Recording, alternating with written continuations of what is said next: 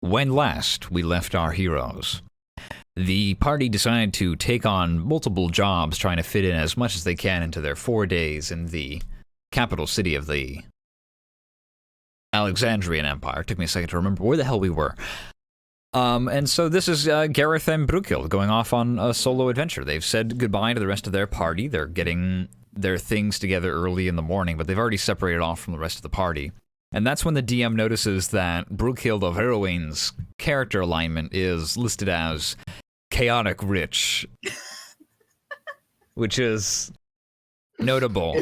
Wait, hold on. Let me look at mine real quick. Had you not noticed before? You have to be lawful stupid. Gareth is lawful stupid. Yeah, there we go. Well, Gareth's is listed as lawful, which is also the name of my halfling OC. All right. Wow. Nice one. Yeah, thanks. I appreciate it. Where are we? Where are we? Our duo. You're kind of. We're going to some noble's place, if I remember correctly. Well, right now you're just in the city, so you're gonna have to get there. Not true. We should probably take a ride, find some travelers or something. How far away is it, DM? Let's see here. You're looking at a few miles. I think you're looking at about 14 to 15 miles away. Which is like a day's travel on foot. Okay. I was gonna ask if you had this in normal people. In people terms? Units of measure? You can usually walk just like standard movement is I think between 8 and 12 miles, in a day, marching, quote unquote. Oh, you mean our actual mission, not the guy that we're seeing first? All of it's in the same location. It's all in the barony of Tarkovsky, which is to the northwest of here. It's technically the adjacent county to Pella, the capital. But adjacent county doesn't mean hop, skip, and a ride down the road. It's a distance away.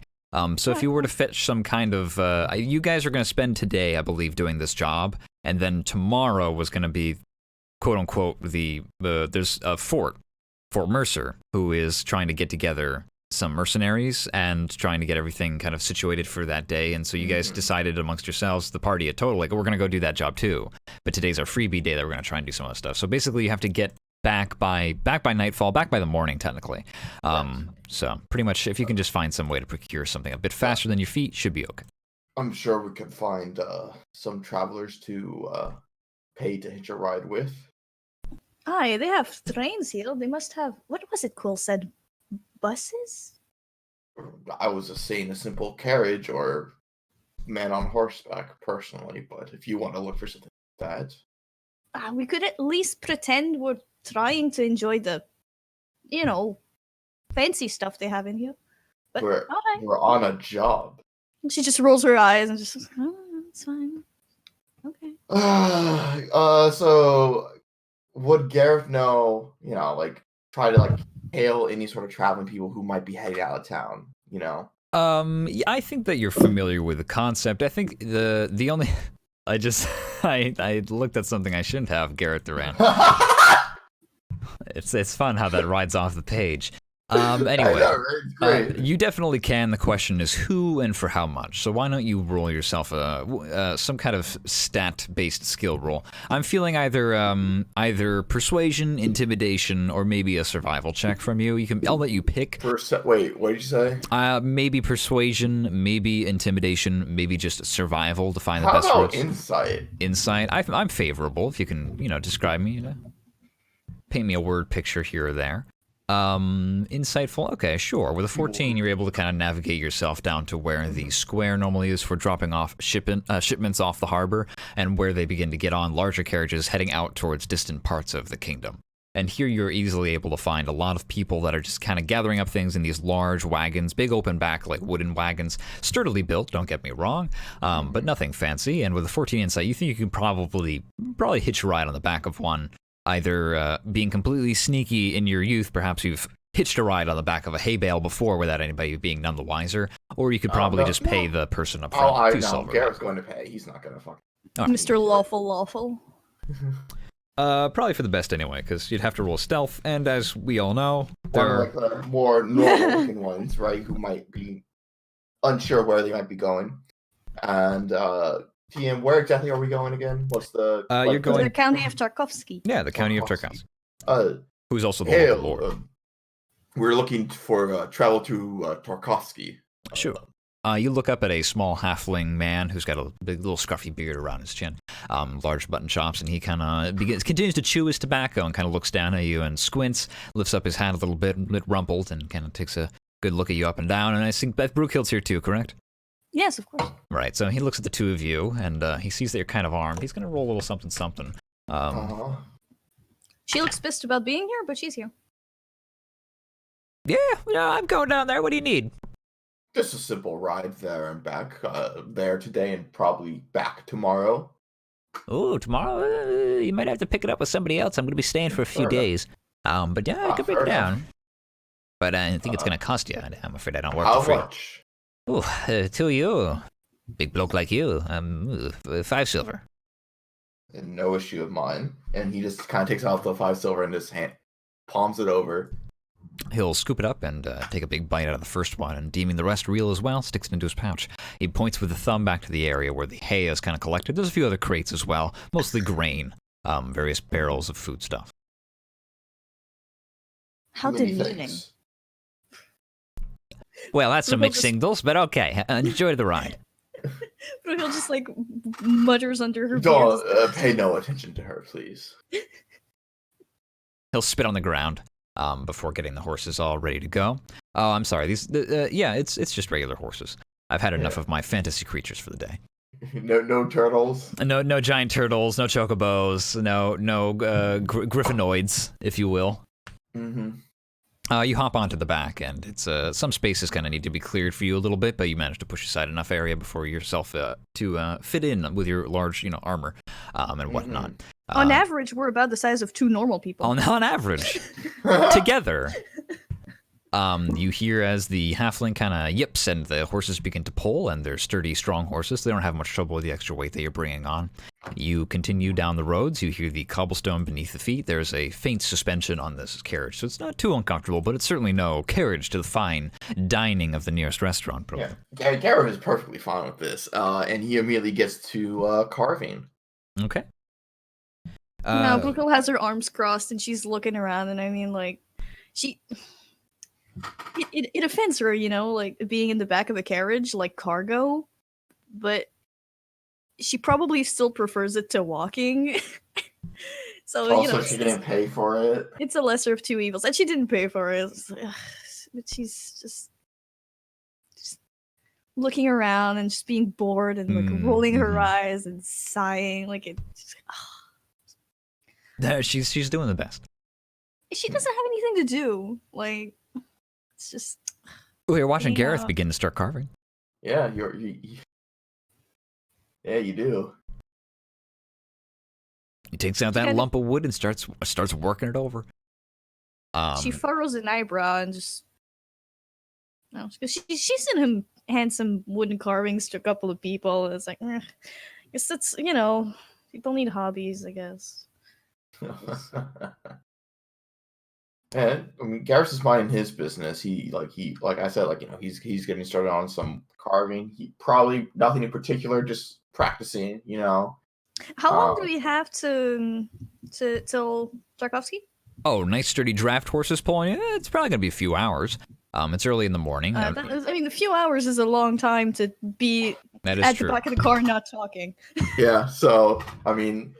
Gareth is used to silence, and he will kind of continue that. But if Brookhill, speaks up or says something, it probably takes like at least 30 to 40 minutes before she's bored of looking at the sun-vast countryside. You pass over. You go down the long streets of Pella before you get onto the side walls, where there's a guard who kind of checks everybody out. He's made aware of the visitors in the back, but that doesn't seem to be a problem for them here. You head out over to the large fields, and it's mostly green at first before giving way to long, outstretching, rolling hills of golden wheat fields. And it is, in fact, probably about an hour that goes by of simply nothing but wheat fields, and they start to lose their charm. As they roll in the wind, faint blue sky above, barely a cloud in sight, I imagine that it starts to go a bit. Yeah, it's nice the first 20 minutes, and then you're like, okay, I could go for another color right now. I have had enough. And so she kind of fiddles about on her makeshift seat, and you can see, like, physically, like, she looks like she's physically pained from having to do this, like, to initiate conversation with Gareth, but, like, you know, desperate times require desperate measures. And so she clears her throat a little bit. Yes.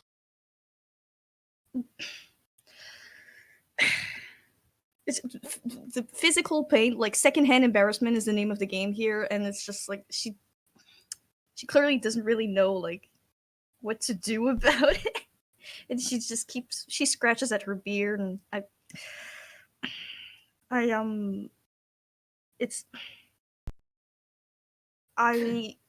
realized I've never thanked you before, so thanks, I suppose. Garrett just raises the fucking thickest eyebrow. He's just like, the horses stop. Oh, thanks for what exactly? You know, it's been a while, but there's, you know, the whole thing with the dinosaur that tried to eat me, and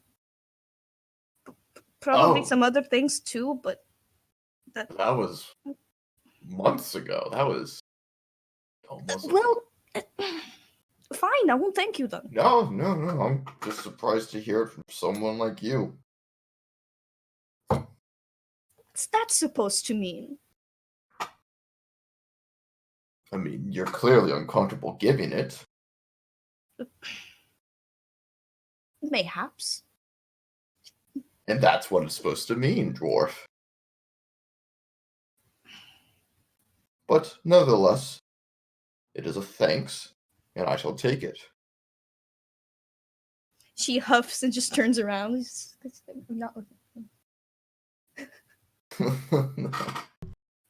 She's clearly possessed. She's clearly possessed. Anyways.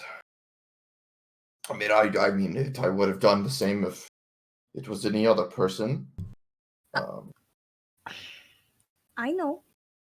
I'm surprised considering that we still don't have the best relationship, but we, you know, probably would have stabbed each other at that point.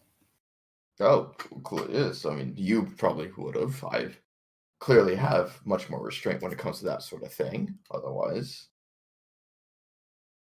you know, it probably would have happened by then. But, you know, our present relationships aside, even past relationships, I don't usually put that into consideration when I act in times of danger.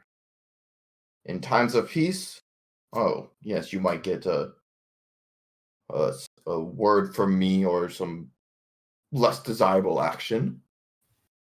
But in times of danger, I just simply act.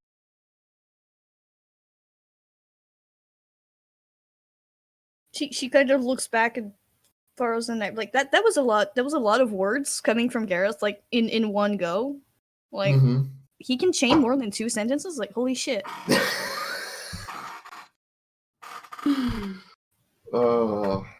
Revealing this dark power, you settle back in to continue carving the wood. Why don't you roll a sleight of hand check for me?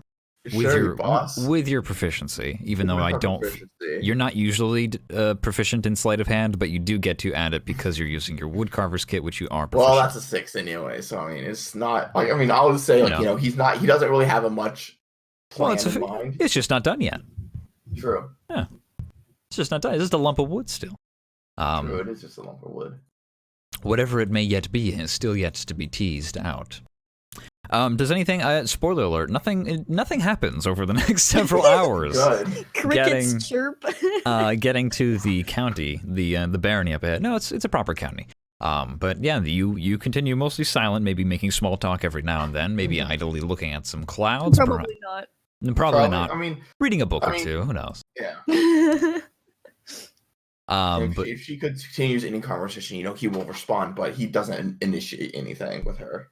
Nope. I've made my step. You've done your one. Bruegel has made her efforts, and her Understandable. efforts have gone unmatched, and now she's upset. What do you mean? I gave you lots of words. Yeah, word count. That's what you wanted, Bruegel, right? She's probably like flipping through a certain arcane book that she's been carrying around for a while. Indeed. Let's see here. The codex or just one of the other books? No, just a book. Okay. One of the books. Okay, well, the hay bale carrying wagon begins to pull into a small town. Eventually, the wheat fields have they've disappeared and cropped up back every now and then as people are as you go down the road transitioning between different farmlands that are owned by different people. You'll see like the separating fences between the two, and some people are growing other things.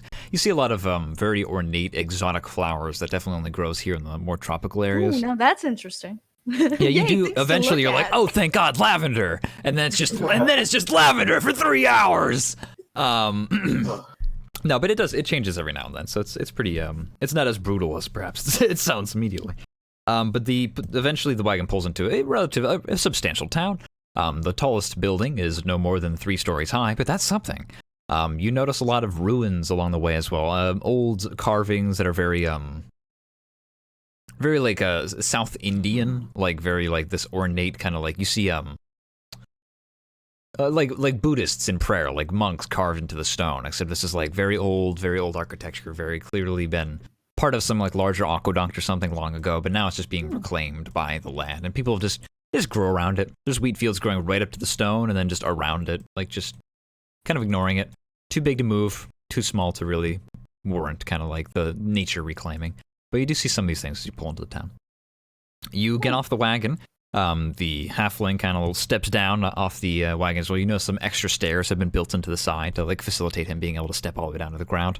And he will go into the nearest office where you see large, much bigger, you see an Orkevan woman with her hair kind of pulled back into a bun, and a Goliath as well. And they step out of the building and start unloading the material. There's several other people around as well, people just moving to and fro. Bakers, candlestick makers, people who are just average professionals, artisans, and what have you, in this relatively mundane town. Everything's kind of made out of a nice, rich red stone, kind of halfway between clay and brick, and the roofs are all these like dark beige tiling. Some windmills turn off in the distance as well. Bruegel, like gestured. I guess she has, because she's not really in his field of view, and so she nudges Garrett a little. We're looking for the Baron, aren't we? Yeah, we should probably ask questions to make sure exactly what he wants off of his land. If I look around, can I? Because you said this is a small town. Can I probably spot like the pimpiest house? Oh yeah, okay, understandable. With a background as well of noble, I think you're able to kind of deduce like, where would I build mine? And you kind of like almost immediately. I'm not even gonna make you roll. There's some stuff that your background is kind of like special enough to warrant you having the knowledge. But yeah, you immediately are able to kind of like take your nose to the air, and you're like, I want to be close to the bakery, but I don't want to be too much within the squalor. And you're like, I must be north. And so you start walking. You start walking. Also notably uphill. You want to be uphill from the uphill and upwind as well. Yeah. So you ascend up the trail until you get to the outer skirts of the town, and as you crest the hill, you can kind of see like just partway down the hill on the opposite side is this rather large manor house. It's only about 2 stories high, but it does have a lovingly crafted wooden fence around the perimeter, and there are several guards out front. Nothing too crazy, nothing that's like an exquisite king is present, but it is most certainly the noble's manor. There you go. Excellent. Well, then we should make ourselves known and just get this job over with. Can I see what's the name? What's the word I'm looking for? The poster, the thing. You brought like the poster with you, probably. Yeah. Garrett kind of pulls it out from his pack and kind of just hands it over to Bruegel. Here. And I lost it. I should have it somewhere, but I don't know where it is. Oh, like in PDF form. Yeah, I want like. Oh, okay, I found it. It's fine. Right, I was about to give it to you. I don't know where it is. I should probably just have I just scrolled in general chat. Oh, okay. I'll probably have like a jobs channel if this ends up being a routine thing. Wood spirits. Well, that's nothing to worry about now, is it? No, not exactly. But still. If we can just get ourselves known and be pointed in the correct direction, it would be not dangerous enough to ask for extra pay. I'm sure you can say something. And then Garrett just continues. Just walk down the road, continue. There's a few lamp posts that you kind of pass by that are not lit. It's like late afternoon. You guys got going pretty early. So it's still a bright day out, and you just approach up to the front. Eventually, you'll be stopped by a guard. They cross their halberds as you approach. And Garrett just kind of raises his hand. He's like, "No, we are here for the job for your baron." The human is a human up front. He has a scruffy black hair, some salt and pepper in there, and he'll kind of raise an eyebrow to you. He takes the paper. Yeah, Brooke hands over the poster. Okay, he opens his mouth. Oh yes, of course. And he picks up the paper and he reads it over real quick. And it goes, 2 cell swords for the Lord. Have you brought no one else? Just us. That should be enough. All right, we'll let you through. You'll be escorted by my friend Davies here. And the tall elf beside him will bow, but he doesn't say anything. Brooke gives a polite little head nod back. Yeah, so he just he just kind of instinctively just kind of nods back. And then just follows the elf, I guess. Sure. He walks up the main walkway to the front door, where you hear it unlocked from the other side, and the large green wooden doors creak open. You're inside a large foyer. At the front comes a small butler who seems to be kind of gnomish descent, approaches, and he will greet you in turn. He'll give a faint bow to the both of you. He's in a lovely black tuxedo and has some white gloves on that are absolutely pristine. However, this whole room is kind of like, you smell a little bit, feels a little stagnant, feels a little dusty. You haven't really had a lot of people around to do some dusting lately. This is a secondary residence? Can I guess? I think you might want to roll an insight at this point. This might be.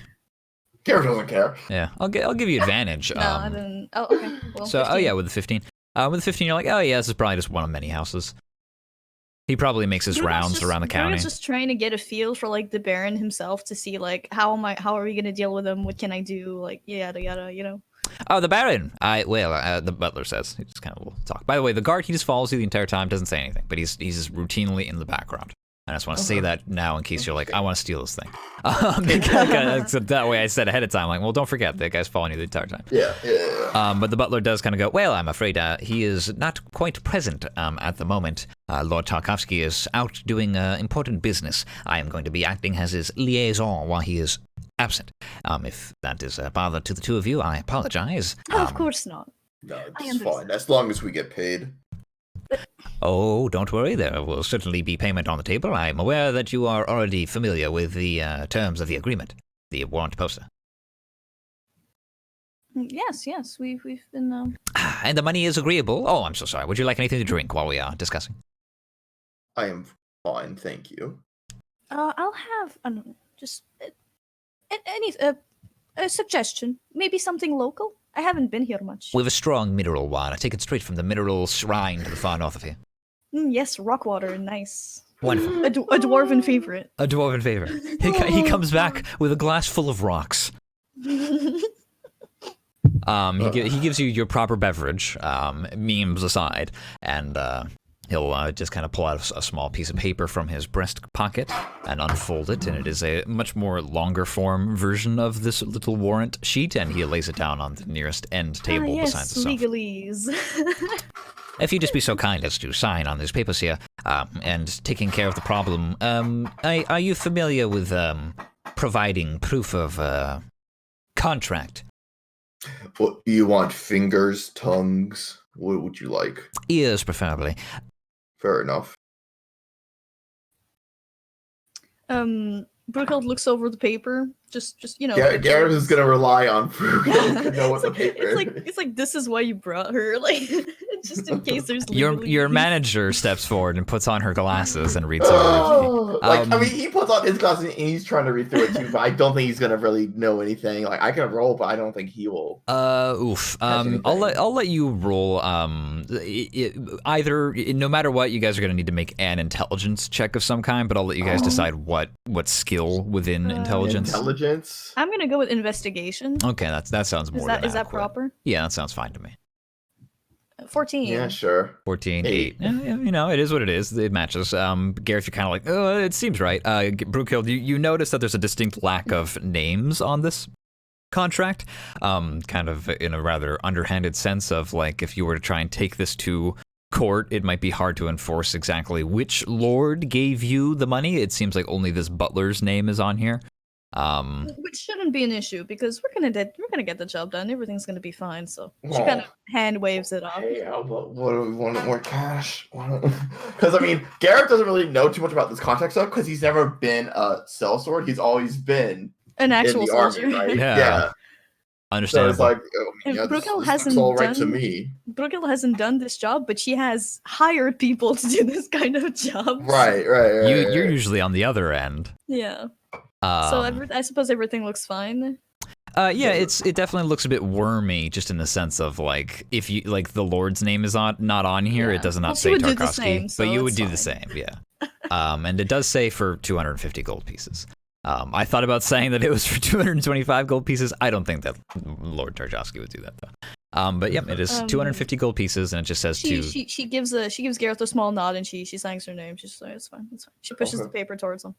Yeah, and he signs as well. Potentially the quill. She assumes he doesn't carry his own, like, calligraphy. Probably not. But there's also the description of the job is to eliminate a vermin infestation. But it does not specify exactly what the vermin is as well. But yeah, I assume that you're not looking for us to hunt rats, correct? Oh, rats of a different sort. If you are catching my drift. Yes, I would just like more information, at least verbally, from you. Sure, perhaps I shall give you what details we have. We have a good friend of ours, Gundren is his name. He owns a small manor on the north side outskirts of here, by the wood, the more proper, the boar forest, as we like to call it. Believe it or not, it's full of boars. Who would have thought?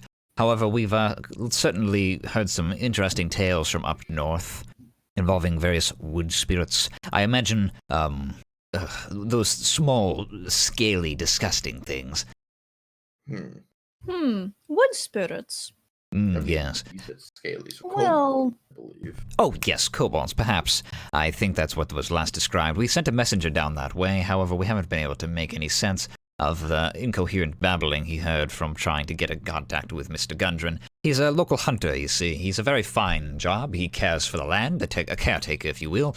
And my lord will be most displeased if he returns back from the fort without having his most favored companion there to hunt alongside him. Does your lord not know about this issue? He's been made aware of it by various carriers, but I am unaware if the letter has reached his eyes just yet. I'm actually quite surprised with the speed of which you've responded to this warrant. I just posted it the other day. Well, circumstance, mayhaps. How familiar are you with wood spirits, Mr. I don't think he gave us his name. Oh, my name is Cinderson. Cinderson. I'm afraid I know next to little. My specialties involve more the pen and paper varieties, and caring for the various manors and lordships of our dear Lord Tarkovsky. They can be keen to very vicious, wild types of magics. Of course, I will grant you my expertise and that of my companion. However, I must say, this is riskier than I expected. We can, of course, deal with these with a fair guarantee of success. But the risk is higher than I expected. Vermin is somewhat of a small term for the capacities of those beings. He scratches at the white hair on his chin. Why don't you roll a persuasion check for me? 23. Ooh, yes, baby. Ooh, I brought you here for a reason. Well, he'll look you up and down, and he's gonna do a quick perception check. Oof, okay. He looks you up and down and just goes, oh, well, I do want to pay for the finest of services. I suppose I can bring it up to 300, but without the Lord present to make further adjustments to the deal, I'm afraid that is simply as high as I can go. If you'd like to simply wait longer for the good Lord himself to return, however, I cannot confirm or deny whether or not someone else may complete the job in the meantime. No, don't 300 is fine. That is very amiable, and of course I would hate to burden you with such a problem longer.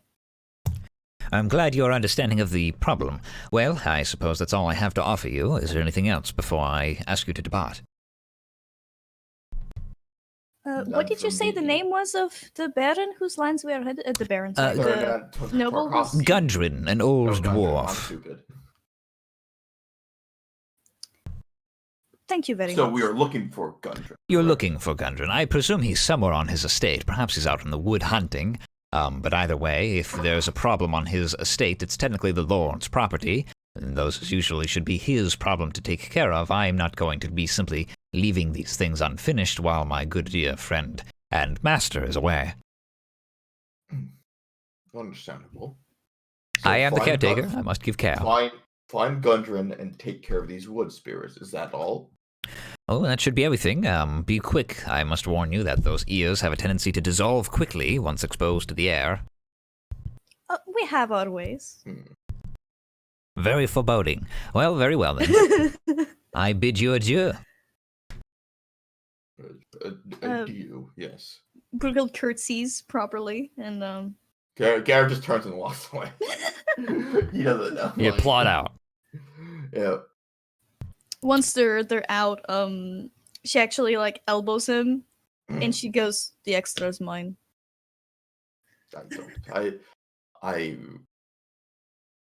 we'll talk about this later. She winks. I worked for it. It's mine, bitch. gotta be Gareth. If you want more money, you gotta learn how to flaunt it. Apparently. I will fucking feed you a goddamn healing potion when you need it. Then fucking. You gotta learn how to strut your stuff, man. You step back outside, escorted by that same guard from before, and then you're back out front of the gates. You've been told that you just have to head north down the trail, down the street, and eventually you'll come to the manor out by the outskirts of the Boar Forest. It's relatively close, but if you want to charter a horse, that's up to you. So it's through the forest or around the forest? It's around the forest. It's the Boar Forest is what's north of here, and so the manor is like the end of civilization. So you'll see some trees along the way, but no, you're not going to cross through any forest. All right. Well, Garrett's like, I don't mind the walk. It would be good to stretch my legs before we get into any actual work. Brewhill just kind of follows along. It's just, Okay. She doesn't want to argue. If they had horses, of course she'd take a horse, but they don't have any, and it's like, it's money and it's time, and they stink. And they're terrible, and it might, knowing the DM, it's probably going to be a donkey, yeah. Yeah. Plague donkey returns. We're going to walk. So we're going to walk there. All right, you continue down the road. It's, it's half an hour, probably walk. It's not very far away. This is the, one of the retainers of the Lord. Who is given a large estate on the Lord's large estate of acres and acres and acres, like hundreds of acres. And so this small section was given to Gundren as like a reward / as payment for being the hunter. So it's relatively close. Good for him. You know what? Good for him. Good for him. Good for him. As we get a bit closer to the manor, why don't we have you two roll perception checks for me? Yeah, you got it, boss. God, my perception is not great. 8. Okay. 11. You notice that there's very few people around, and you also notice that there is a there's a carriage out front, but there's no horses attached or anything like that. It looks like it's the quote unquote medieval equivalent of being parked. Okay. But you don't see you don't notice anything. Abandoned or nothing. Not that you can tell. I mean, I don't really know how you'd be able to tell that from here. If there's a fear of wood spirits, it's only natural that people don't hang around the forest. Mm. Mm-hmm. Yeah, so I'm not perturbed by that. No, me neither. Okay. You continue forward until you get to the more front. Stop me if you're like, wait, I wanted to stop before we get there. Nah. You continue forward until you're out kind of front of the manor. You're standing besides the carriage now, and the large front edifice of the manor is in front of you. It's about 2 stories high as well, but it's clearly not as well designed. Much more rustic feeling. The front door is a large oak, and you kind of have this strange scent on the air, kind of like meat, kind of like cooked meat smell. How is that strange? Oh, you don't really see any fires around. Might be a smokehouse nearby. Maybe. Well, Gareth, as we for a approach, snack. is going. Oh my god! It's just gonna walk. I mean, if we're near the front gate, right? He's gonna try to go in. There's no guards. There are no guards. Well, that is a confident That is man. It's a little concerning. And he's not gonna draw his weapon, but he is unbuckling the longsword at his side. Okay. Just getting that ready to swing just in case, you know. Sure. Brugel just looks back at him like, should I go first? Should you go first? Like, I'll take lead. And Gareth gladly go explode your face again on fireworks. You touch the door and it explodes. No. Awesome. Okay. Yeah. You approach to the front door and you. He just knocks. Give a few good sturdy knocks. You wait 10 seconds. Nobody answers. 20 seconds. You hear a faint padding of footfalls on the other side, but nobody answers the door. Hello? You hear whispering, you hear faint words, you're not quite able to discern them. We've come for, Mr. What was his name again? Gundren. Gundren. You hear slightly more panicked squeaking on the other side of the door. I believe we might have some. The guy. I believe I found the vermin. The doorknob begins to shake. It unlocks. The door opens, and standing on the other side is a very small, shabbily dressed butler. He's about 2.5 feet tall. He has a large hood on, and you can see several bits of straw sticking out from underneath the hood. And he is wearing a very large suit coat that drags the tailcoats along the ground. He holds one hand over his breast, kind of like sticking the one hand into his pocket as he opens up the door, and just looks up at the two of you. Greetings. Greetings!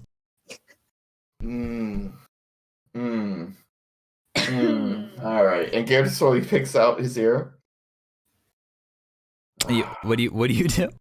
I kind of just pick out my ear because that kind of fucking hurt. He just kind of clears his ear because fuck. Is excitable, I see. Mr. Gundren here? You kind of see their eyes kind of like dart left and back and up and down and left and right, and you see them kind of look back behind. And they nod their head. They nod their head up and down.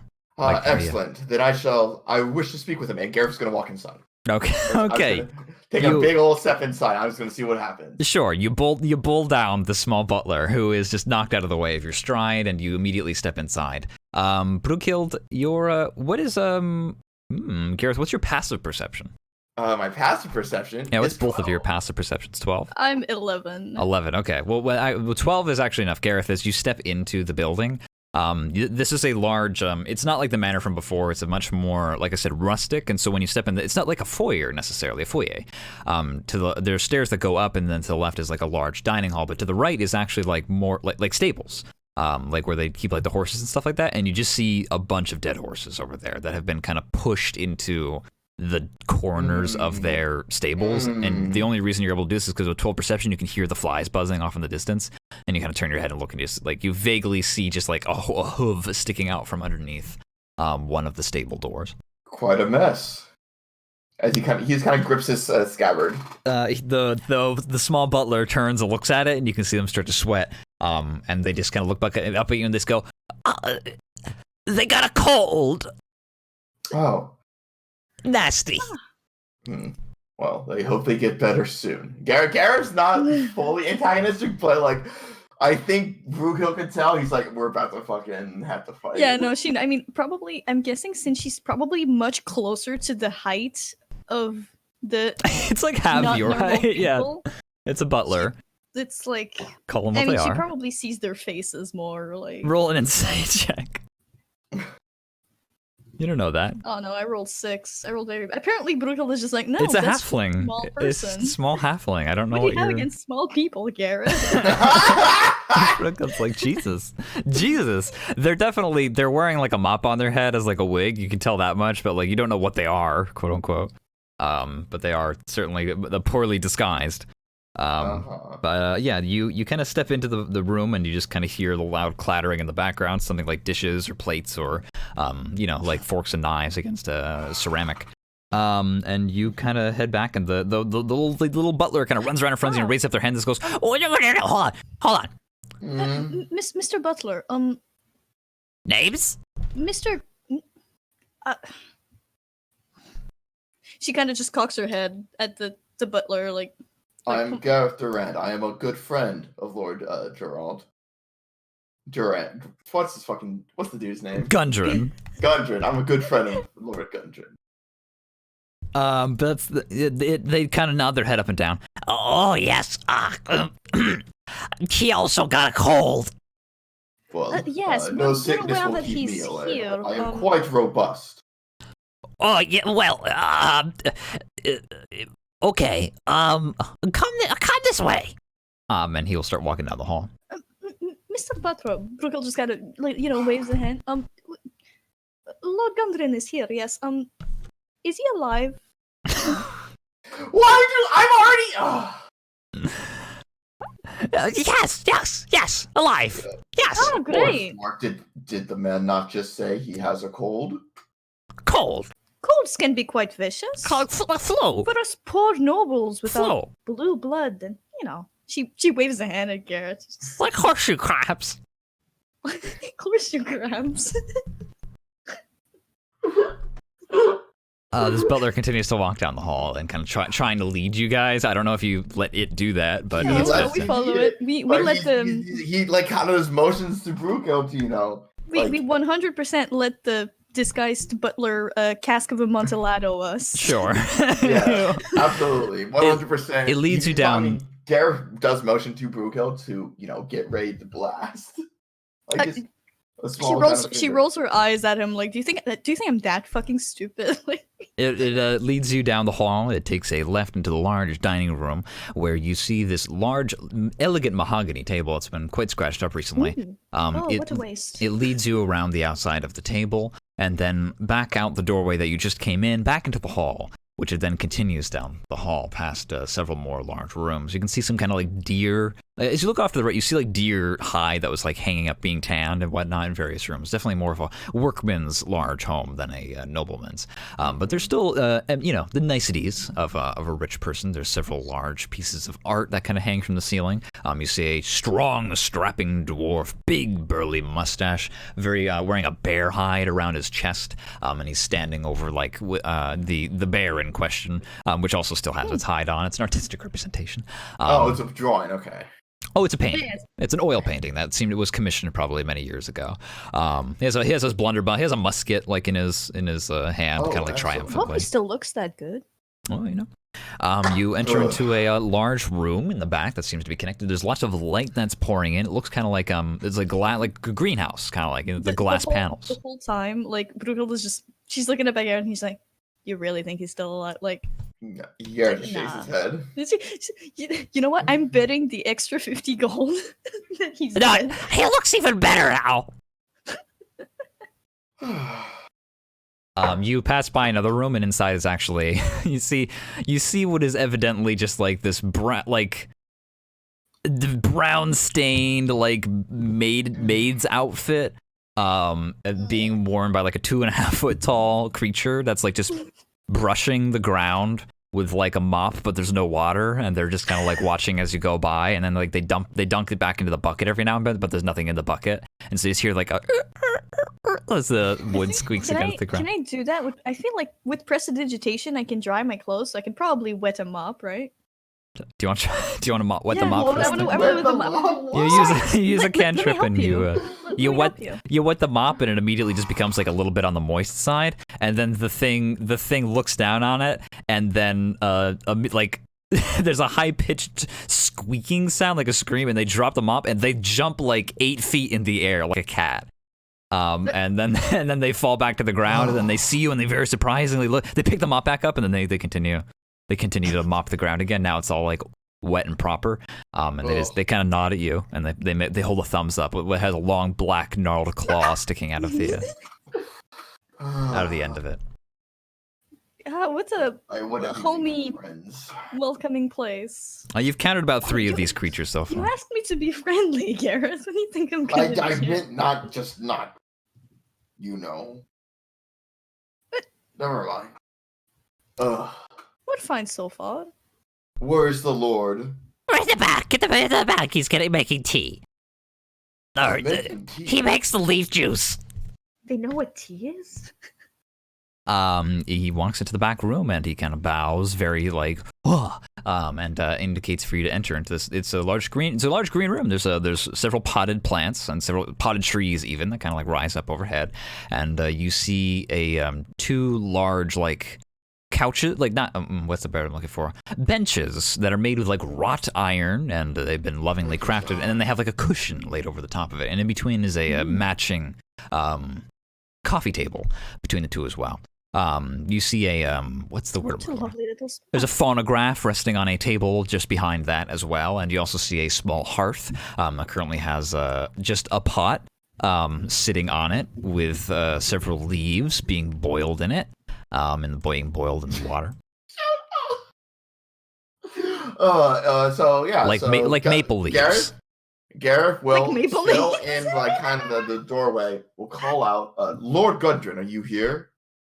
Brugel is just peering at the fucking maple leaf juice, and she's like, well, necessity is a mother of invention. You roll a perception check for me, Gareth. Yeah, you got it, boss. Oh no. Oh no. You look around, you see some movement like in the bushes and in the trees, several like pieces of movement from like different areas. But you also see this absolutely gargantuan hulking figure, but come kind of like sauntering out from the brush. But the first thing that you notice about them is the stretched black coat around their shoulders and the black top hat that looks like it's covered in dust.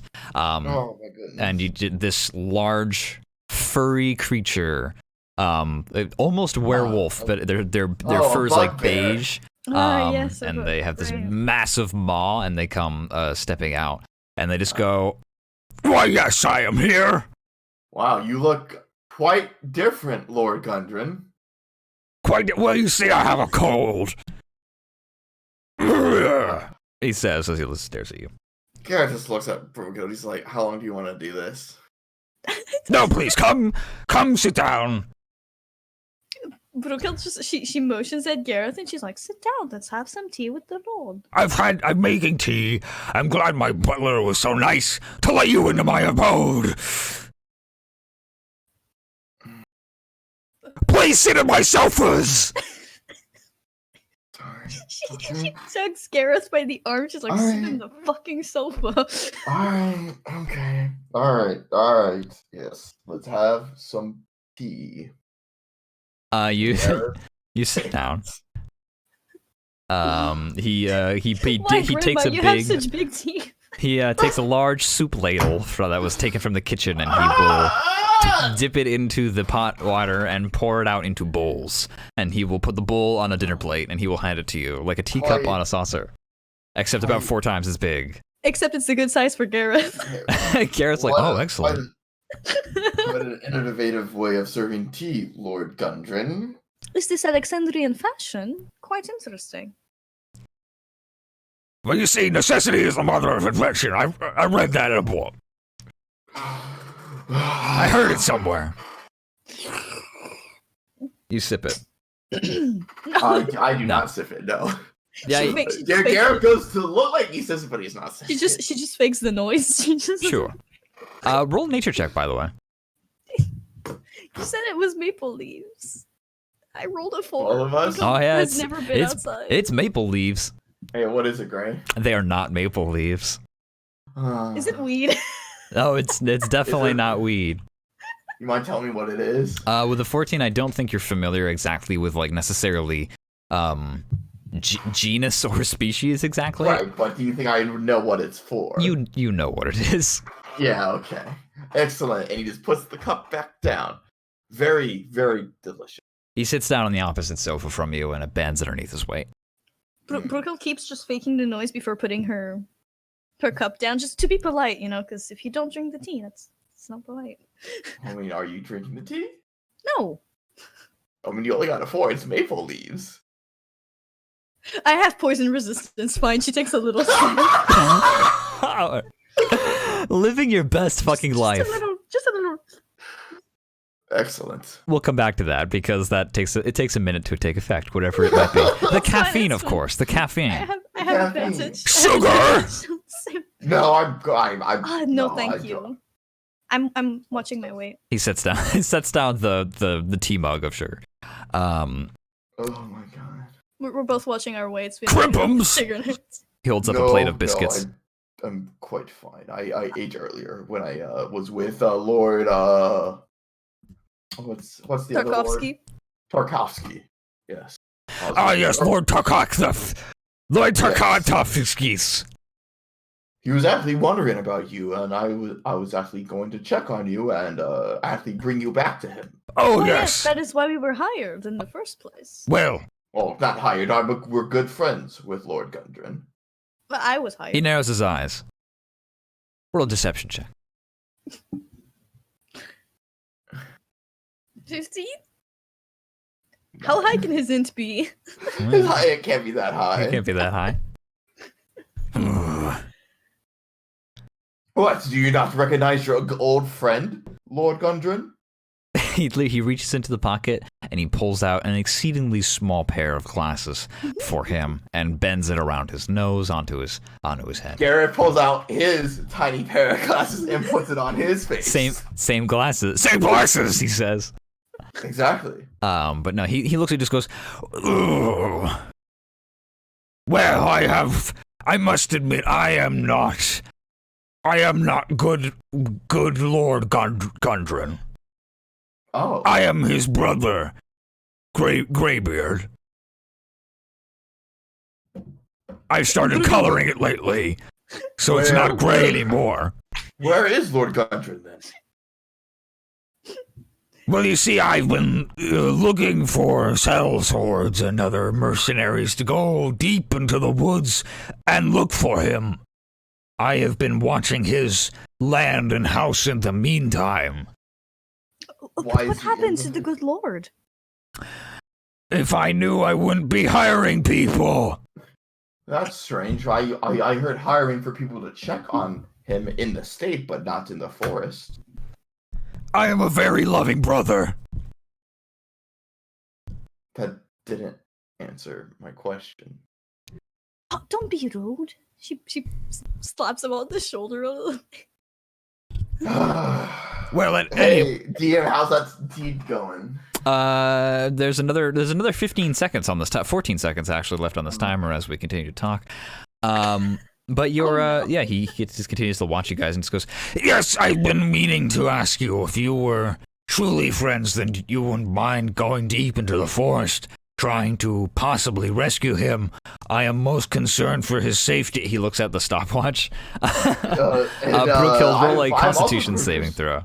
I am also concerned for his safety. With advantage. But why was your claiming that you were Gundren? I would like to know. Brookhill just is just sitting there. Gareth looks at her and he looks back at Well, you see, I am told I'm very intimidating looking, so I wanted to make sure that everyone knew that I was with Gundren by pretending to be him. That doesn't make much sense to me, right, Brookhill? Imitation is the finest form of flattery! Gareth directed the question towards Brookhill, so Brookhill does not answer. She continues to stare directly forward. Gareth kind of leans forward and is kind of...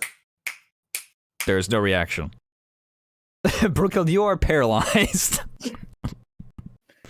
I'm sorry to say. I believe there's an issue here, Sir Greybeard. Yes, there is. And wait a minute. Gareth stands up. What did you say your name was? My name is Gareth Durand, as I said. Gareth Duran? From the fort? He just unsheathes his greatsword. This bugbear stands up and he just flips the coffee table. And he just kind of looks at you, very very angrily with a snarl on his face. Is there an issue? You see like a vein on the side of his neck like pulsing, and he's gonna roll a thing. Oh, He takes a deep breath and he sits back down again. There's no issue. I'm looking for many sellswords to come into the forest and go looking for Gundren, with the help of my assistants. Why did you hurt my companion here? Your companion cannot hold her tea. That is not my problem. There's a lot of things my companion can do, but hold tea, alcohol, anything, I know that they can. Are you accusing me of something, Gareth Duran?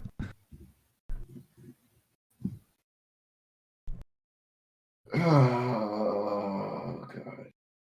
I would just like to know. I just don't quite believe in all of this. It just seems... a lot of things seem quite fishy. Alright, fine, new plan. Gundren has been tied up and put in the woods someplace, and I want 1,000 gold pieces or I'm gonna go kill him. Oh, I don't give a shit about Gundren. This is frustrating to me, Gareth Duran. Yeah, it is. Yes. Sorry, am I aware of what's going on? Very aware of what's going on. Okay. I'm just physically. You're paralyzed. You can't say anything. She's probably laughing internally, like sweating a little bit. She's probably just like, okay.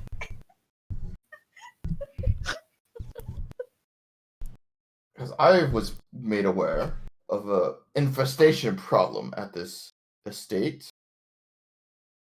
Yes, the infestation. Humans. I don't think it's humans. I don't know how to put it this way. Do you mind giving me your real name this time? He stands up and he reaches down behind the couch and he pulls out a large Morning Star mace with like several needles and spikes around it. And then he reaches up and he pulls off the top hat, and underneath is a long red cap. Yes! My name is Bogart Raycap! And he just wails into you with the Morning Star. Roll initiative. Is she even rolling initiative? Because Yeah, she rolls initiative. She's just paralyzed. How do I roll initiative? I can't move. Well, I mean, you're thinking. Initiative is a test of speed of your mind more than anything else. I'm so upset. He pulls off the top hat and then he just throws it on the ground and he just a huge big burly arm just swing. Guess what? They go before you, believe it or not. And yeah, that's initiative with a 7. Gareth Duran and Brookhill, you're gonna have to at the beginning of every one of your turns, you're gonna roll a Constitution saving throw, and if you beat the DC, you're free. I would like to point out that otherwise she's just staring like very nicely with like that super fake smile, just like super polite, like holding her cup. You're quaint as can be, like a picturesque statue of aristocracy. And Gareth is gonna make he's gonna actually make an athletics check. Oh, I can do that. No, I can't. What the fuck? Yeah, it careens into you with suspicious. Actually, hey, Mm-hmm. I'm gonna use my inspiration. Ooh. So I'm gonna re-roll. I I just clicked it off and yeah, there we go. I need more. All right. Well, your thing is mark off your inspiration. I did. Sounds good. I'm gonna write down I need more markers. I need some more dry erase markers. I don't know where they are. That's wild. Hello? Oh, I know where they are. 1 second. This is relatively important for the sake of the game, so I'm causing a minor Disturbia, I'm paralyzed anyways. Oh, of course it was gonna be Bogart Redcap. I mean, of course it was. Hey, buddy, did you notice anything about the quest name? Old hat. I hate you. I hate you so much. And the fact that someone else would have fought Bogart Redcap if I picked the fucking crabs. Oh, but you knew deep down. I hate this. But you knew deep down. Let's see here. Oof. Oh. All right, yeah, I succeeded, bro.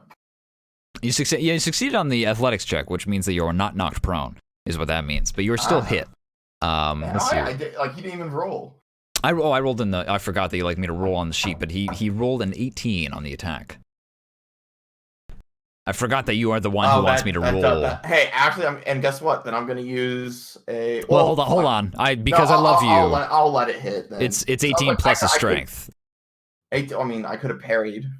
Oh, what does parry do again? Doesn't that just reduce how much damage you take? If I do it high enough, I think. Hold on, let me grab my book. There's one that it basically adds to my AC for that move. Hold on, let me look. Okay. It might just reduce damage. Well, it's you had a 22, so you have to beat. Fighters.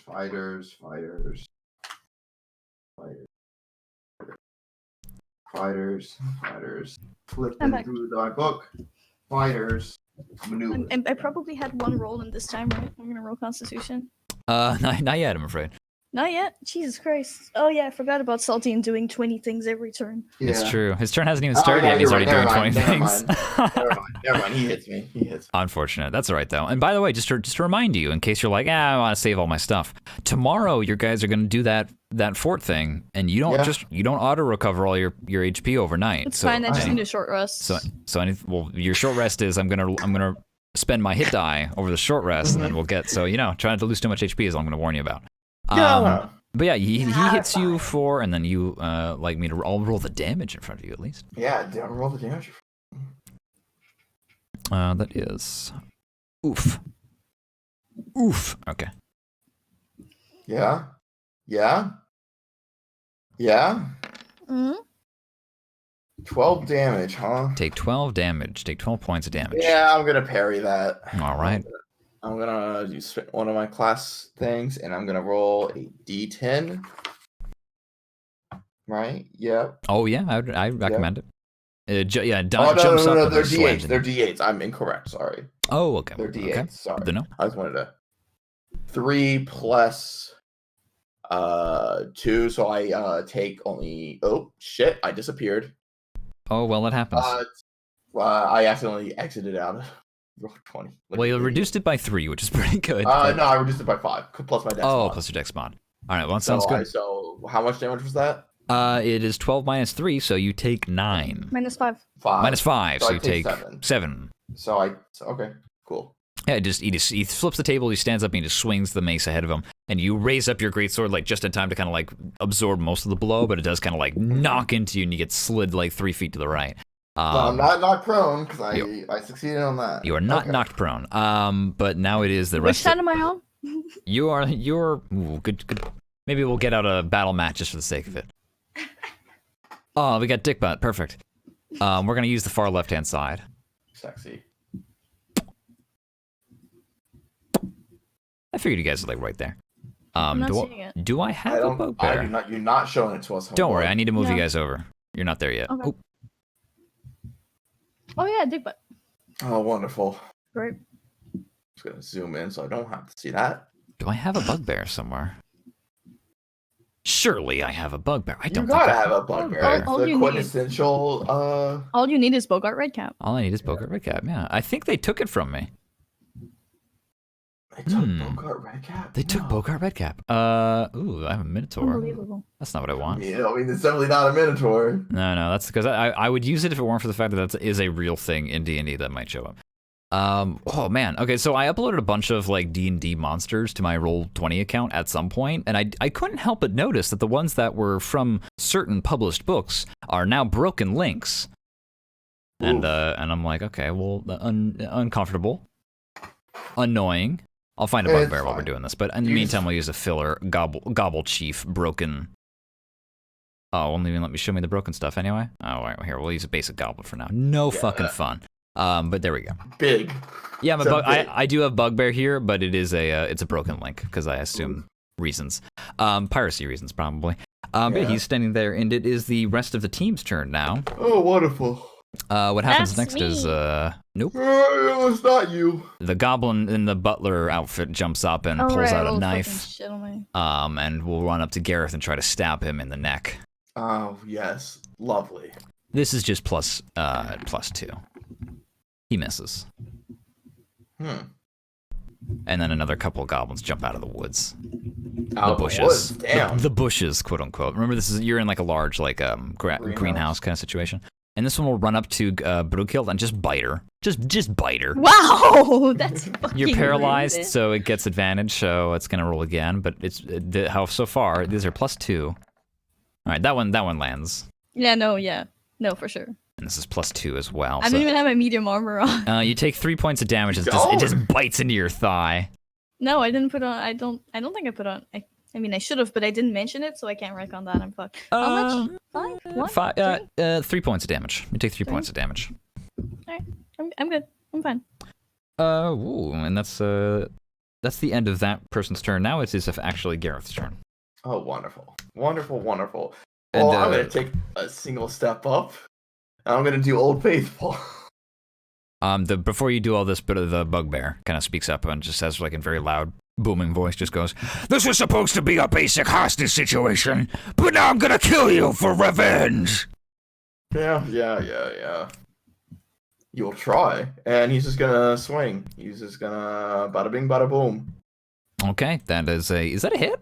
I don't know. Bugbear have high AC. It is an AC of, yep, that hits. Cool. This plus D8. All right. 13 damage. Hold on, let me double check to make sure that there weren't. All right, cool. So 13 damage to Homeboy and Butler Man. Sweeping attack. Sweeping attack. Yep. Okay. Well, let's see here. That's 13 points of damage. Okay, you cut the butler's head clean off his shoulders, and it goes rolling back with the straw falling out from underneath the hood.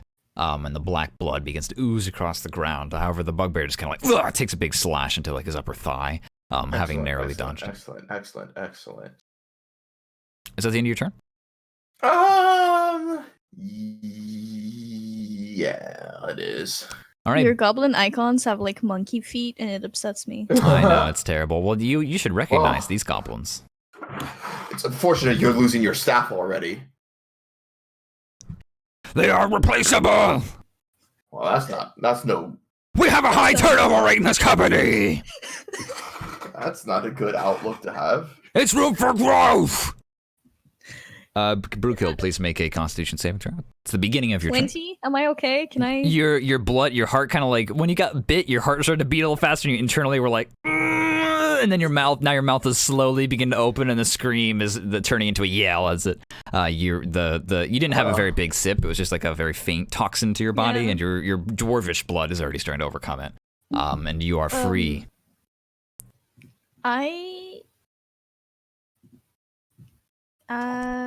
Hex. Excuse me. Hex? I was gonna do Witch Bolt, but... Yeah. I guess that works too. I just need to check what... Oh, I'm so sorry. One last thing before we get any further. This goblin over here, he drops the needle on the vinyl. No. That's all. That's all he does. That's his action. No. He's running over and then he stops and he looks to the left at the phonograph and then he drops the needle on the phonograph. I hate this and I hate you. I love you. And then he nods, satisfied with himself, and then he continues to sprint towards you guys. But that's, his turn will come up next time. Shit. Yeah, I was gonna actually. You know what I'm gonna shake myself off, and I'm going to cast Armor of Agathis. Ooh, you stand up and your skin just whoosh, gets covered by some faint frost crystals. And so I gain 10 temporary hit die, and anything that hits me takes 10 cold damage. It does not get to make a saving throw. It does not get to half its... It takes 10 cold damage. Just takes that damage. Or takes the 5 cold damage. That's a new one. 10 because I'm casting at level 2 because I'm a warlock. Ooh, delicious. And I'm always casting at max level. Ooh, delicious. So That's a new one. You gotta do what you gotta do. I feel like this is cheating. Hey, you're the ones who attacked us. We tried to be nice. He will I believe that's your action though, unfortunately, because it's an action to cast. No, I cast a spell. That's fine. Do you want to move or do anything else? I don't know if you can. No, I'm just always not trying going to keep that move option. because I'm in attack of opportunity range Sure. of everything. It is Bogart's turn again. Bogart is going to just kind of step forward, and he is going to do this. He takes a big step to the left, and he is also going to use sweeping attack. Ooh, sexy. Ooh, I'm interested now. I don't like this. So he's going to make an attack for the both of you. And I believe sweeping attack is just a damage. No, he just has to attack one of us. Oh, and then just automatically hits the second person? Yep. Crazy. If the first one hits. Crazy. But you do have to attack the higher AC one though. Really? I think so. Because I had to do a 16 on him, and then I do sweeping on everyone. Oh, notable. Thanks, Gareth. Wait, that's +6, right? Or no, +4. You already did +4. Nope, that does not work. That does not work. Okay. So as he tries to sweep, Gareth let me go, Joan. Hold on a second. Let me check out that sweeping attack first, though. Sure. Does that hit Brughild? I think it's just yeah, that's a good question. I have 13, does it? Yeah, I don't have my 15 from my armor. Oh, even if you had your armor, it would be needed to beat it anyway. Let's see. Sweeping attack. When you hit a creature with a melee attack, you expend 1 spirit die to attempt to damage another attack with the same attack. Choose another creature within 5 feet. If the original attack would hit the second, so what he would have done is he would have just attacked the weakest one anyway, because that way it doesn't waste his numbers. He doesn't actually hit me then. No, he doesn't hit you, but he does hit Brughild. So this is good for you though, because it turns out you should just like attack the one that's easiest to hit, and then basically lets you get a free attack on the other one who's nearby that has a higher AC. Exactly. That's usually how I do it. Okay, so that sounds good. So in this case, he swings from left to right. He goes digging into Brughild, and it cleaves partly into Brughild and bounces off her armor, and then he's trying to smash the rest of the Morningstar spikes into Gareth, but you bring down your greatsword fast enough to parry the blow. However, you are going to take some damage, Brughild, and that is a fat Morningstar. I take a fat 5 damage because of my temporary HP. Oh, that's true. This is just gonna be against your and also he takes 10 damage. He is gonna take that. You take your temporary hit points are gone from what I can tell there. No. But then you take a little bit of overflow. Hit for 15, so hold on. The 15 is just to hit your body. Yeah, no, and then the 12 is the damage. Yeah. Okay, just checking. So you take 12. 2 damage because I have a temporary hit point. Nice. Some of these cold scales kind of like explode off of you, and it's just like a faint nick across your chest. Nothing too big, nothing only superficial, no scarring or anything. But it is but then in retort, these crystals kind of start to just explode in midair, and there's this frost that kind of immediately just fills the face in front of him, and he starts coughing, and he holds up his hands in response. He takes how many points of damage? 10. 10 points of damage. Okay. And Gareth, I think you did 12 earlier, right? I did. I think I did 13. Hold on, let me scroll up. I did 13. 13 points of damage earlier. Okay. Notable. Very notable indeed. Okay, that's his turn, but then the other goblins are going to go as well. The one's going to attack Brughild again. This time it's going to take out a small dagger as well and do you care? I rolled a 19.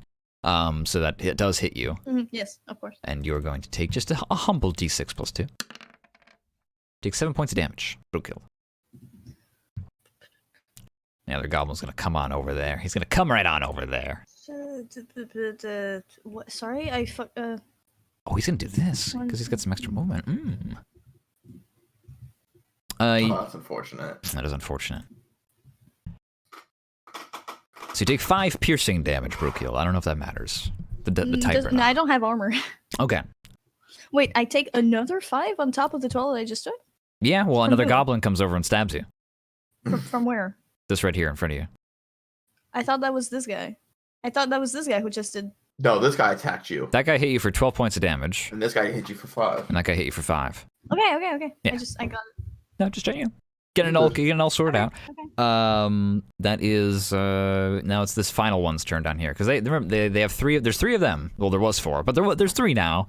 And so this is the third one. Gareth, he does get a advantage because he is flanking. Yeah. So the first one. That one hits. Okay, but he might crit, so I'm gonna roll a second time. Okay. Nope. Yeah. But you just take one d6 plus 2. That's not bad. Takes 6 points of piercing damage. It's hard. You're getting gotten from all 6? angles. Okay. Yeah, they're kind of just swarming you, and elsewhere you hear people moving around in this house as well, probably more goblinoids of various kinds, but the other one is starting to dissolve on the ground already. That brings us to Gareth's turn, the Bogart. We should have really just murdered the first one we saw. Well, you Probably should have. Oh, well. Yeah, well, he did. He's dead now. Yeah, you did. You definitely did that. Yeah, no, Garrus is gonna continue at it. Songs was my best butler. No.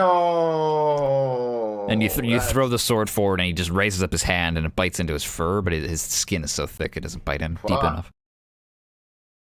I think that's just the end of his turn. Nah. Action surge. The man, the myth, the legend. But does that one not hit as well? I'm afraid not. Do you have something that raises your hit value? I could spend another class resource. I don't know why you wouldn't, man. You're gonna rest tonight. Yeah, true. So 19 to hit. A 19 does hit. And then that does 12 damage to him. All right, he takes 12 points of damage. You carve deep into his chest this time with this extra burst of energy. You kind of catch him off guard, just throwing your body forward and throwing the sword deep into his shoulder and into his clavicle. You can feel it bite against his bone, and he just kind of and falls backwards onto his back and falls over the sofa even. He takes a lot of damage. That's 7, brings up 30 points of damage that he's taken. Well, more than 30. 10 plus 13, but plus the 7. Okay. Plus 12. Plus 12 from earlier? From the 5. Plus the 5, and it increases your hit and the damage. Oh, for the when you use it for like targeted strike, right? The one that like just straight up increases your AC. Oh, this 7's actually a 12, is what you're trying to say. Yes. Ah, I see. I misunderstood. So you're 35, I think. 35 points of damage. Yes. Okay, that's pretty good. Yeah, he just falls over backwards over the sofa, flips essentially. That's the end of Gareth's turn. Yep. Brooke, it's your turn. Okay, this is a bonus action. Wait, no, I can only cast one spell per turn. That's Unless one's a cantrip. The fact that okay. Is an Eldritch Blast a cantrip? Yep. Yes, it is Eldritch Blast is a cantrip. I will. Okay, can I? That I know that's gonna sound like a dumb question. Can I do my bonus action before I do my main action? Yep. Okay, so I cast Hex on this motherfucker here. You can use your reaction before you use your regular action. They're just it's all arbitrary. This one is a bonus action. Yep, that's totally fine. So I cast Hex on this motherfucker over here. It lasts an hour, so we're gonna be fine. Until the spell ends, I deal 1d6 extra necrotic damage whenever I hit it. Okay. It also has disadvantage on, I don't know. Let's say what is Toll the Dead? Toll the Dead is Wisdom. He has disadvantage on Wisdom saving throws. Well, hold on. Is this a spell that does inflict? Because we ran into this before, where like there's one spell that inflicts disadvantage on saving throws, and that one's just skill checks. Sorry, ability checks. Ability checks. Okay. That's like Sorry. Investigation, athletics, stuff like Whatever. that. Acrobatics. Because I'm gonna Eldritch Blast it right afterwards, and I'm gonna deal 1d6 extra damage. All right. So if you hit him, if I hit him, if you hit him, so If you hit him. and then I Eldritch Blast. and the Eldritch Blast. Wow. Okay. Never mind. If you hit him. That does not hit Sorry, him, I'm I'm afraid. He is not wearing any armor, so he is his AC is lower than your average goblin, but I'm afraid a 5 is not quite that low. I'm afraid I can't roll to hit things, which is great because I'm a warlock. So like, Listen. I should have told the dead. That's like a saving throw, right? Mm. Well, hey, listen. Wisdom, yeah. Next time we'll be back. There's only 3 people in this party. We'll be back to you pretty quickly. There's only 3 people in this party. I only have 19 hit points. Yeah, you'll be fine. Bogart does not move. The two goblins just attack you. The first one is going to be for Gareth. The other one is going to be for Brooke. Wait, Bogart doesn't move? No. The one for Gareth. Is he? Does he do something? Oh, maybe. I don't like this. We'll get to him. Gareth, you take 4 points of piercing damage. That hit? Fuck. Yeah, wait, well, 17. Wait, 17? No, 17 doesn't hit me. Oh shit, your AC is not 17. It's 18, dude. Oh, never mind then. You guys do not get hurt this round. Bogart Redcap is like, you see a big burly paw like reach over Well, the what's sofa. fucking roll for me? The 3. The 3. Oh, I didn't see that. No. Okay, never mind. No, you're right. That doesn't hit me. Yeah, nobody gets hurt. I respect your desire for pain and suffering, but not today. Not today. All right. I didn't see the His big burly paw kind of like reaches over the sofa and he kind of like slowly pulls himself up. So I'm gonna swing. Well, hold on. It's technically my turn still. Oh, is it? Oh, my apologies. Go ahead. All right. Okay. I might have overestimated myself. All right. New plan. We'll let you go free. If you just if you tell somebody else to come here instead, that's a lot weaker. That we can kill and eat. That's unfortunate. Okay, hear me out. I mean, I think we should. Okay, I think you should. We should take the plan, just move out, and then we can hit them for a more advantageous position. We're already kind of in an advantage position. I'm fucked. You're fine. Alright, fine. All I'm saying is I'm here to do a job, and my job asks for ears. So, did the other goblins stop attacking?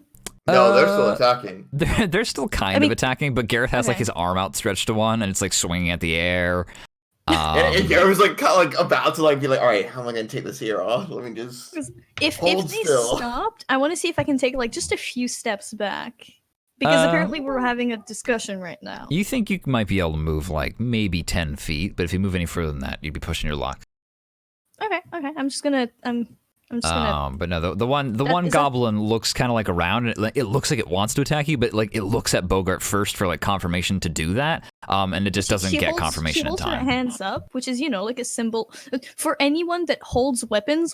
Does not work at all for casters. Holding your hands up is not at all the gesture of submission when you can cast Eldritch Blast. But they don't understand that. They're goblins. They don't understand that. So just take a few steps back. That's it. Let's see. Well, I was just trying to poison some random individuals. I made a quick buck. Unfortunate. Why don't you just eat the horses? We did eat the horses. Alright, fair. Listen, it's not about eating people. It's not all about eating people. It's a little bit about eating people. And Sir Gundren, is he eaten? No, he's really tied up somewhere, actually.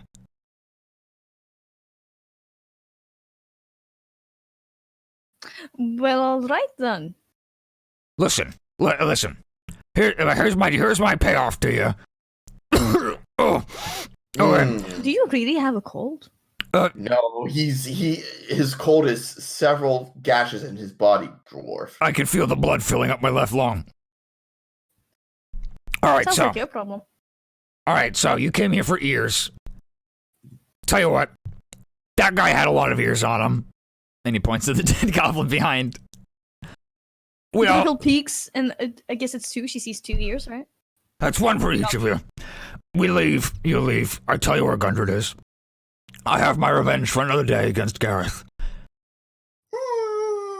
We save our honorable bout for another time. This is my 4th life now, and I feel a little bit more powerful every time. And I'm really thinking that I'm going to get one this soon.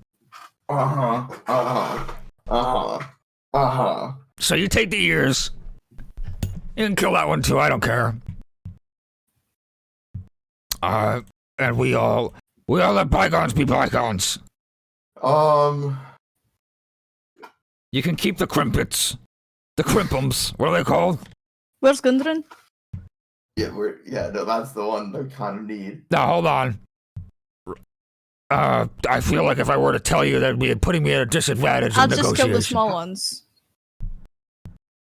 How about you lead us to Gundren, and then we shake on it, and I let you go. Roll persuasion. Gareth, you're terrible at making people think you're trustworthy. Well, you know. You've killed 4 of my past lives. I'm gonna go with a no on that one. Look, I'll vouch for him. It's either you agree with me or I kill you. I'll vouch for him. I'll kill the small ones, though. I need the ears. He needs the ears. What do you mean by taking the ears? I don't get it. What do you mean by that? Don't. It'll all be over soon. All right, fine. All right, fine. There's a shed out back. I think it's an outhouse. I dunked him in the hole. You dunked him in the hole. He's real small. I just dunked him in the hole. That's horrendous. Dwarf, go make sure he's all right. Oh, of course you're making me go alone, you Hi, upset. Gareth. Dirty fucking All witch. right, and so She shakes her like clothes, but she actually does like. Can I? If I head out, do any of them attack me? No, none do. Okay. The one, I think this one is, ooh, I don't know about this one. I think this one's gonna be like, ah! And just kind of like jump at you, but I think that either you or Gareth are going to get an attack of opportunity from. I missed. Can I? Well, you get advantage because you're flanking, because Brooke is on the side, so you take the 19. Yeah, so you hit him with you turn around and you cut him down the middle. You bisect this goblin. We're still talking, right? And you're covered. Grab him by the face and just eldritch blast him at point blank. Ooh, another possibility. You grab him by the face, you grab him by both cheeks, and then you fill his face full of eldritch fire, and then the face is split in two by the descending greatsword. So now you just have two halves of this melon, this cooked melon. I'll just make sure we don't destroy the ears. And then you just drop the body to the ground. Both of you are just you're just coated in blood, boiled blood, smoked blood, cooked blood. It's wood spirit blood, so it's like a black goop rather than it is like actual blood. But yeah, that goblin drops, and the other goblin just goes, all right, I'm out, bye. And wait. I need his ears. Hey, red cap. The red cap takes a step back. Yep. What? Is he gonna swing at his friend? Is he gonna swing at his friend? I think you've had enough years. That's 4 years. No, we needed at least Eldritch Blast. Yeah, that hits. That hits that guy. Oh, it only hits for 2 though. Oh, but he's hexed or whatever. Oh yeah, he's hexed, right? You're right. Yeah, he's hunked. Roll 1d6. So He dies instantly. Now, don't you leave now, red cap. I think we're.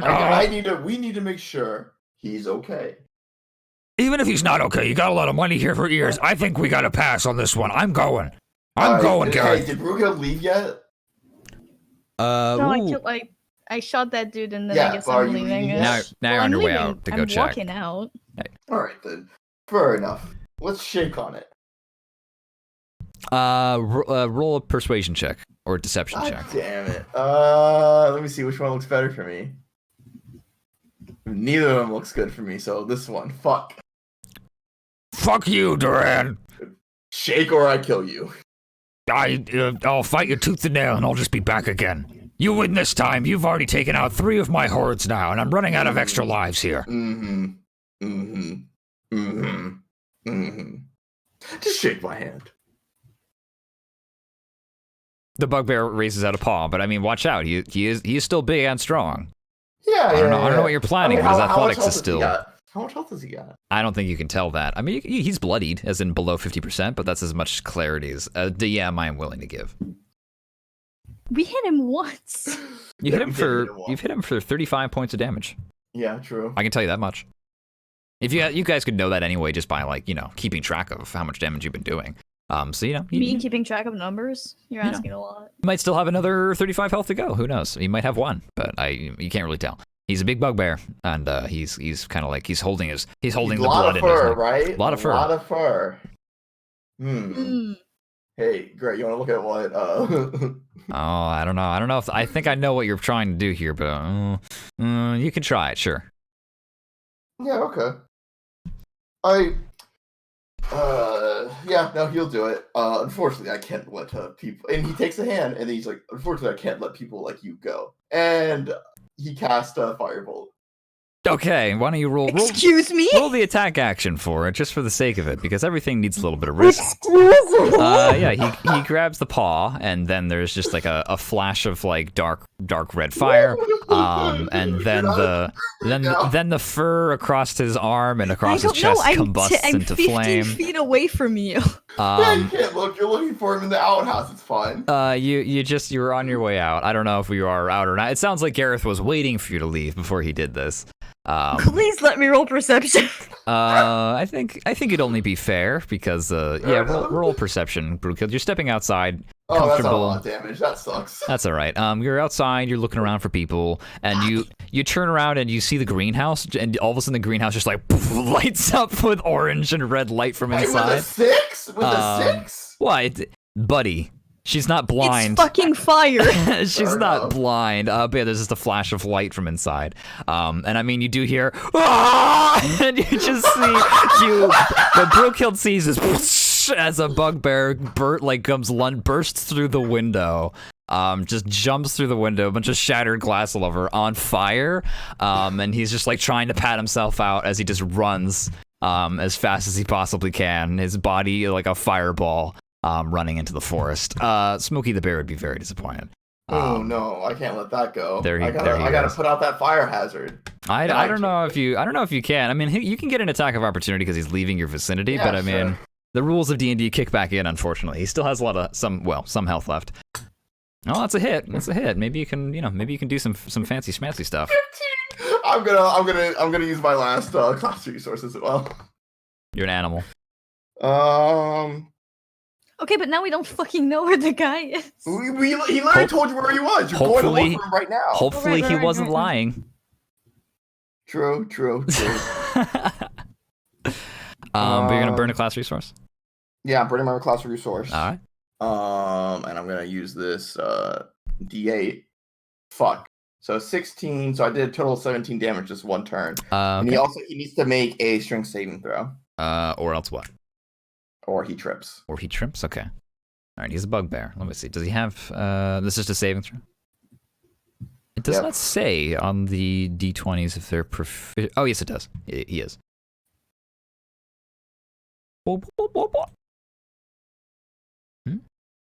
No, that makes sense. Yeah. All right, so he's going to make a strength saving throw, you said? Strength saving throw. He does it. Listen, he is a bugbear. He is a bugbear. So he does. That was like my one like. Your attempt to.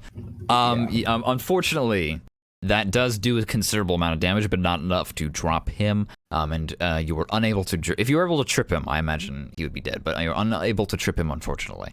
And he does just dive out the window. Having now profusely bleeding from the slashes he delivered before he goes, and he does use his full movement to just like sprint into the woods. And Brookehild hit him. There's no ranged attack of opportunities, unfortunately. God damn. So yeah, unfortunately not. I mean, if you called me and told me to hurry up, I would probably. Yeah. He'll say, "Don't let him escape." Like kind of like. Well, you just told me to go look for the other guy. True. I think your reign of all right, fine, Brookehild. If you see this burning fireball, what would you do in this situation? I have 120 feet of range on Eldritch Blast. Oh, whatever Brookehild would do. I mean, he does run by you. It's just not an attack of opportunity. I don't know. I think if Gareth didn't tell her to kill him, I don't think she would. Even if he's on fire and running away, she'd be like, okay. But all right. I mean, does Gareth tell her to kill him? Yeah, take him out. Gareth's going after him, so I mean. Oh, okay. Well, fine. Can I cast a spell? Sure, yeah. Hit this. He can run very far, but not 120 feet far.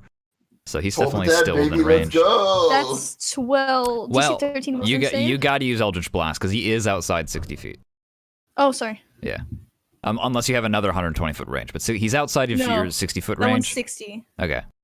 So I have to Eldritch Blast. You got Eldritch Blast. I mean, it's Eldritch Blast, so I'm not going to hit. Unfortunately not. Sorry. Yeah. I'm afraid this is the one that gets away. I can't hit with Eldritch Blast. That's like... Burning profusely and bleeding horribly, he runs into the fucking woods as fast as he can. You see several other goblins as they leap out of the windows and follow after him. That out of the manor windows. Like there's a few more goblins inside the manor, but they are just like fleeing he's now. He's running super erratically because he's on fire. So Brookehild is just like. Yeah, it's hard to hit. Well, having to lead the shot is just difficult, A few more goblins run past Gareth out the greenhouse. Does Gareth do anything about that? Yeah, he takes them out. All right. Well, roll an athletics check for me. Yeah, sure. Unless you want to use an attack action, I'll let you either attack or athletics check. Yeah. You just kind of swing your sword and lariat them as they go by, lopping off heads left and right. They're not really expecting it. One just goes, "Oh, pardon me," And you take off a couple more. Nice. Excellent. What happened? What's next? Well, is the man there? Brunhild. I'm gonna slowly like head out. She's just walking. She's just casually walking. You casually And, walk. during this, Gareth is quiet, out just to the taking off the ears. He said she was the. He said the guy was in the outhouse. You find an outhouse out back. It's a rather large, robust I'll outhouse. Head there. Okay. Actually, Bruchel will knock on the door first and call out like, Mr. Gundren? You knock on the door and say that, and you just hear a very confused, Come in? She pushes the door. Yes? you open the door, and where there's normally, like, a bog, it is in fact just been removed. There's just splintered wood, and instead you just see a hole down, and down about, 8 feet, is just this fucking dwarf who is just tied up in rather unfortunate circumstances, who just looks up at you. A horrible dwarvish expletive. He just looks up at you. Good. She basically is all he says. As she doesn't yell or anything. She's basically just like, oh my god, that's really fucked up. But like in dwarvish. He looks up at you with teary eyes. Oh, that is just fucked up. That is just wrong. That's just fucked. Help me, dwarf. Not much taller than you are. She looks around for a rope. Quick, get a tall person. Anyone, an elf, a tiefling. I'm not picky. It's fine. I have a big one. I'm gonna skip ahead a little while. We eventually find ourselves. comes out with 10 ears on a string. Yeah, you have 10 ears on a string. We're in a dining room with Gundren, who is wrapped in towels and blankets and has washed himself off essentially. And you were sitting across from the dining room table, the mahogany scratched up one, and Gareth has 10 ears on a string, but they're kind of quickly decaying. Has a clothing pin on her nose. Also, she has 8 more ears that she's slowly adding to their friendship bracelet. You have 8 more ears. Made of goblin ears. Goblin ears. 18 ears. Wonderful. Sorry, 2, 4, 6. 6. She has 6. 6 ears. There you go. 6. Adding 6 ears to the. Oh, there's been plenty of goblins to chop, hack, and cleave on the way out. Okay. Yeah, don't worry. Then. You're not hurting for goblin ears. That was never a question. But yeah, the Gundren just sips long. He has a nice strong coffee that he's made. And you just hear a loud slurping sound for maybe 30 seconds before he drops it down. Just goes. All right. So, if you could do me a favor and not talk about this, I would appreciate that. I would appreciate that a lot. I mean, your lord asked us to take care of some wood sprites. Tarkovsky. Yes. Good. He was very worried about you. Oh, my God. I praise the man's mania for hunting, lest I be left in the bog forever. Don't worry about that part. I would worry about what's going to happen if this gets out. Roll an intimidation check. No, I mean she's genuinely being like. Oh, is she? Look, Okay. Yeah. Dude. He nods. You He nods. fucked up. You fucked up big time, dude. How did this even happen? She's not being an asshole about it for once. She's pretty nice to other dwarves. I was returning from a hunt, and I came back to find my horses slaughtered, my finest hand servant killed, and I came inside to tend to his wounds when that brute came upon me and knocked me out from behind. Numbers, after that, overwhelmed me in my daze. Well, I'll be glad to let you know that I don't think they will be coming back. Oof. I can tell you I'll be hiring more retainers in the form of sellswords. Are you looking for work? Unfortunately, no. We were looking for a temporary job. Oh, all right. This never would have happened if it weren't for the freaking godforsaken fort down south. Bruegel kind of throws a glance at Gareth, do I fuck with this guy? Do I try to get more money out of him to get our mouths shut? He just kind of goes adieu, go ahead, Aye, but if we were responsible Alexandrian citizens, we would simply have to report this to higher authorities. I mean, bugbears? That's some serious business. The Flame Knights simply must know about this. Now roll an intimidation check. Yes, now I'm going to roll intimidation. Or pursue. Or Intimidation is Definitely intimidation. Sometimes I give you guys the option, but that's my highest stat. no, that's up. Yeah, it is what it is. 16. 16. Okay, I'm gonna roll something behind the scenes because this is a sturdy dwarf, and I don't think that he's gonna be pushed over so easily. But we'll see. We did just pull him out of a shithole, like literally a shithole. He responds with. I will have you know, I think the Flame Knights have their hands full currently. And another thing I should note is, I don't actually have all the money. I am a simple retainer for the Lord. Well, yeah, I'm sure you have some petty cash. Have a couple of nice paintings. He just kind of looks up at the walls and stuff like that. I mean, I don't care about the paintings, but I'm sure that there's money. Oh, please, we can sell them. Jeez, don't be stupid. Tell you what, if you want a painting of yours truly, you can take it right off the wall and try to sell it for whatever it might be worth. But I got nothing for you other than my simple thanks, you ruffians. You Ruffians? Well, you've gone from saving him to, well, I'm going to try and extort you for money. So, I mean, you got... No, sorry. We saved his ass when we could have very much not done that. Well, that is true. But you're now extorting him. I mean, yes, of course we're assholes, but you guys can roll what you want, but the NPCs are going to react the way the NPCs react, and they don't. It's like, he doesn't seem to take his dwarvish pride does not take kindly to being intimidated by another dwarf, another dwarf, but also like just people in general. Just being intimidated at all to a dwarf is an insult. Well, come on, just. And she actually speaks to him in Dwarvish. She says, "Look, what am I going to tell your lord? He was very worried about you, and in his mind, you were out there looking to defeat those monsters, and we find you locked up in your own outhouse." You know what? The dwarf he raises an eyebrow and he starts pulling at his mustache hairs, and he senses something. He leans forward and goes, to lie. No, I'm gonna have, if I want to preserve your honor, I'm gonna have to lie to you. You are going to have to lie. You're going to tell him that you found me in locked combat with the bugbear.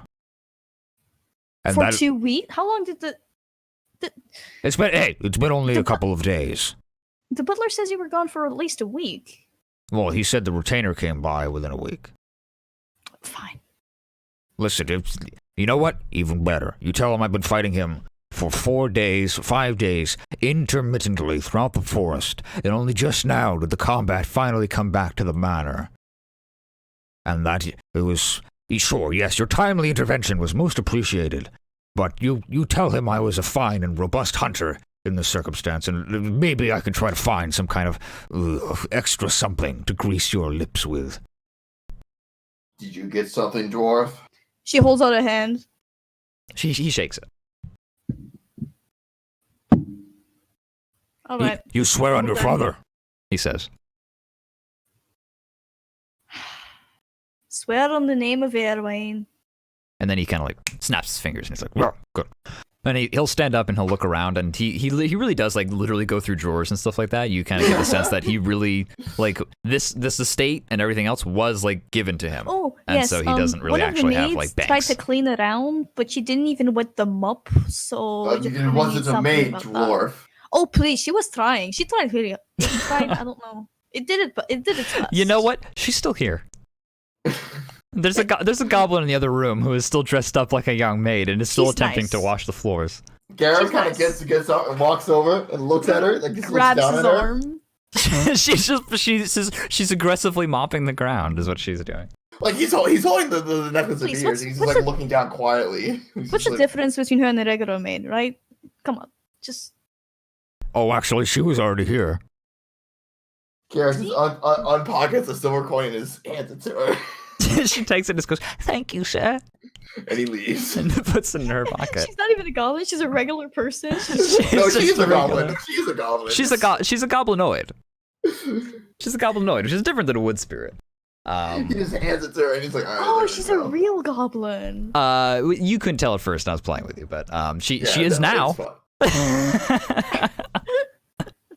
Maybe you know what? Never mind. She is just one of the weird goblins still, and she's just enjoying it. That's fine. That's fine. I don't mind. Either way, I mean, she's And that's definitely why, still hey, I here. gave Silver. You know what? He There gave you her go. silver. It just nods and then puts it into their pocket. Sorry it can about just- scaring you earlier, but you really do need the water, or else it's just not clean, you know. She nods emphatically up and down, but now she nods. And you can tell there's water in there now. She even has soap. It's crazy. Oh my god. Eventually, he comes back. Soap. I know, crazy. He comes back with 40 gold pieces for you to share. He gives 20 to each of you. Excellent. But that's all that he has. No, that's that's fine. more than enough. Thank you very much. Your lord will be made aware of your heroic acts of bravery. We better. She rolls his eyes at him, and she's just like, I would take have some another. trust. Have some trust in your kin. She says that in Dwarvish, of course. And all Garrett says is, I would take another bath if I were you. He lifts up one arm and like sniffs under his armpits like a few times, and Yeah. just goes, "Ugh," and he walks upstairs to immediately start a bath. It all sticks inside the beard. It's absolutely horrible. He takes a fork and he's gonna bring it upstairs and try to worm it through all of his mustache. He's gonna go crazy. He's been cleaning himself for the next like 4 days, you think? But yeah, I mean, what do you guys do? Mission accomplished. Let's go back to the. Mission the accomplished. Let's hole. go back home. All right, you return back to Lord Tarkovsky's manor to fulfill the quota. Actually, You want to say anything, Jordan? since we're covered in blood, can I also clean myself off before I visit the Lord and be like, no, everything was perfectly fine. Oh, right, because you're covered in blood. Yeah, you go back upstairs, and there's several baths that are rung up. The goblin's scrubbing your back with sponge, and you are. Yeah, Garrett just does, his wet cloth kind of thing. Sure, you scrape off the blood off the armor and off the bodies. You guys, you do as quick as you can though, because you know those ears have like a shelf life essentially. But you get yourselves marginally clean. Tell you what, why don't you guys roll a sleight of hand check, both of you? I mean, I can wash myself, but I can also just prestidigitation my clothes. So. Yeah, you prestiditate your clothes, and sorry, then what you did you say? sleight of hand. Hey, Why do you sleight of I'm hand to used to wash Navy myself? showers, baby. Tim, I I'm like not that shit used to- fast. That's not good. I'm used to actually- taking fast baths, quote unquote, when it's a fucking wet cloth. Yeah, Brooklyn is so used to having someone else scrub her out. you need some help from the goblin, but you do a good fight. You can't like do your hair like as much as you normally do. It doesn't end up back in its crazy bun braid that's usually. You don't have enough time to get back into it. But you kind of clean yourselves off as best you can for the most part, and you return back to the manor. If I put the cloak on my head, it's not gonna show up as much. That my hair's a fucking mess. No big deal. But you don't smell or anything. You're not covered in blood anymore. Your Good. clothes are as clean as they can be.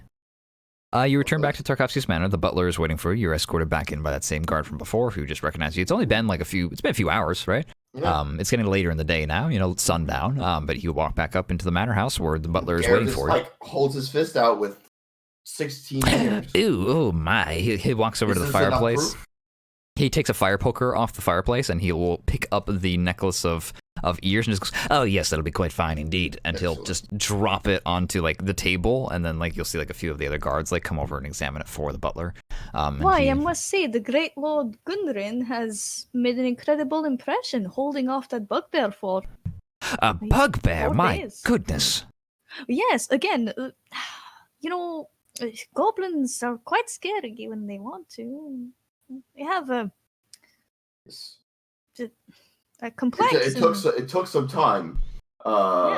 Yes, of course. It took some time, but thankfully we were there and helped him drive off the bugbear before killing the rest of his underlings. So I don't believe that he shall be posing any more of a threat. Oh well. I'm afraid a few horses were lost and he might need replacements, but everything else is perfectly fine. Oh, yes, fine. We can replace the horses. Oh, my goodness, a bugbear, though. That is quite notable. I will have to give that to the lords. I'll have to make sure he leaves behind a few more knights next time. Yes. Well, It was just him, by the way. All of his guards were gone. Well, not gone, but No, I they were. assumed killed. Absent, yes. They were gone, indeed. We requisitioned them. Oh, yes. Requisitioned? Yes, indeed.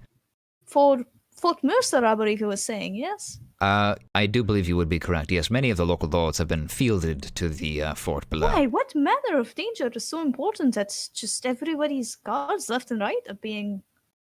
Well, I think that's conscripted. more the I suppose I have time for small chat if you don't mind staying a while longer, but I must admit this is mostly She just glances at Gareth because yeah. Gareth shrugs. He's like, as long as I have a drink, I don't mind sitting by the fire. Perhaps a snack. I mean, it was quite the battle. He'll shrug and he'll clap his hands. He hasn't eaten today. Another servant will come over and he'll take your orders. Something with meat. With meat? Really? Meat.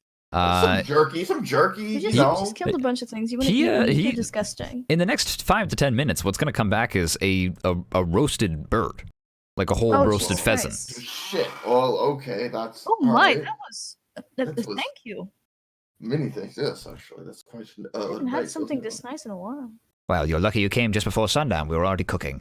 Well, at any rate, enjoy your meals. But yes, the knights have been requisitioned for the defense of Fort Mercer. Dragonborn, you see. Are they so vicious as to requisition an entire state's forces? Oh, most assuredly. I don't think Bruegel has ever met. I mean, have I ever met a Dragonborn? Doubtful. Scary and terrifying. Like apparently, I've met a Githyanki, so I don't know. You've met well, I tell you what, roll history. You've met the Githyanki. I did. Roll history. Sure, you can roll history too.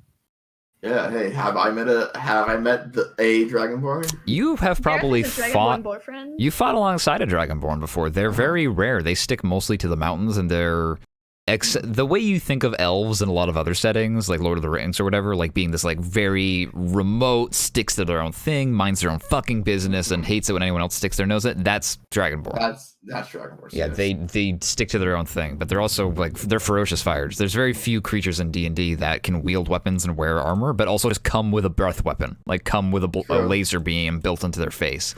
True. And so they're pretty well known for being pretty terrifying fighters. And on top of that, they don't have the usual downside of, oh, they're good fighters and warriors, but they're not very good mages. Oh no. Having dragon blood makes you an exceptionally good sorcerer as well. I don't know if you guys have ever checked out sorcerer as the class, but there's basically two options. One is wild magic sorcerer, and the other one is dragon blood sorcerer. So Dragonborn are pretty ferocious, and so they're a little bit afraid. But you know, the butler will continue forward. Siderson. He'll just go, yes, well, it's quite a large force. We think it might be a collection of both bandits and marauders, but usually they don't. You see, the problem is it seems like an alliance. We're seeing multiple flags from multiple banditry, and it's not often that they work together like that. It has everyone a little bit on edge ever since the Civil War. The same force that took on Fort Delahan? No, most assuredly not. If you forgive me, I'm afraid I'm not very well versed in the affairs of Alexandria. Are Dragonborn marauders common? Ooh. Are they not? No, not usually. Well integrated? There was a war a few years back, a few decades at this point, and it kind of left a little bit of a sour taste in many people's mouths, and also a difficult to control environment. Several of the provinces declared independence, and what used to be chivalric knights have descended into marauding brigands over the years. I'm sure if you talk to some of them, they would insist that they are still rebels and freedom fighters. Like the Crimson Lance? Oh, most assuredly, definitely one such example. She kind of glares. Bruca kind of glares at Gareth a little bit. She's like, brigands and sellswords and assassins of the manor. However, this particular force is how should I say it? I was told that they actually have some form of machinery and siege engines and what have you, some kind of level of interesting devices. Most peculiar, I must admit. Normally, we wouldn't give much of a concern for people like these, just marauding brigands. No, the Flame Knights would never usually make that their matter. This just seems most peculiar. I loathe those brigands and marauders they've picked off the street to try and be fodder for this upcoming battle. He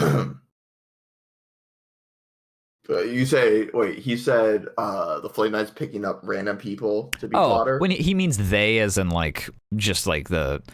Oh, you can ask them. Like, well, there's Flame Knights coming, but then there's also the local lords who are fielding their own armies. Right. And the lords, are the ones who are usually just hiring what would be sellswords and others off the streets.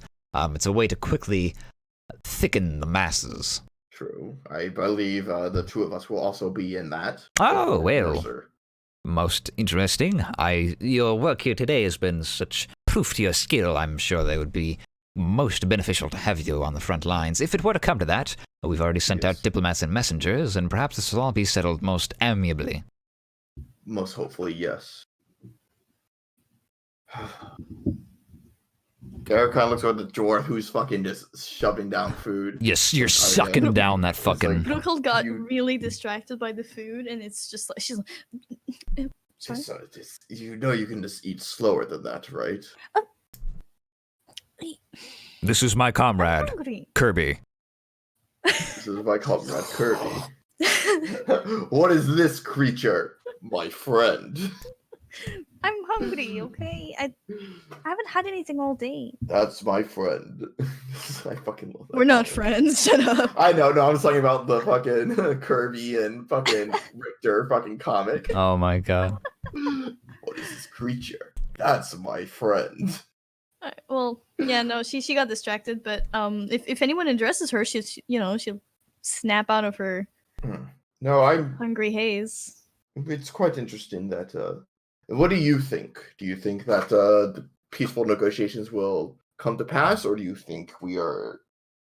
Oh, me? Why, my lord has always been one for talking before action, and I expect that he'll do similarly this time around. Do you think you'll be successful? That is a highly respectable position.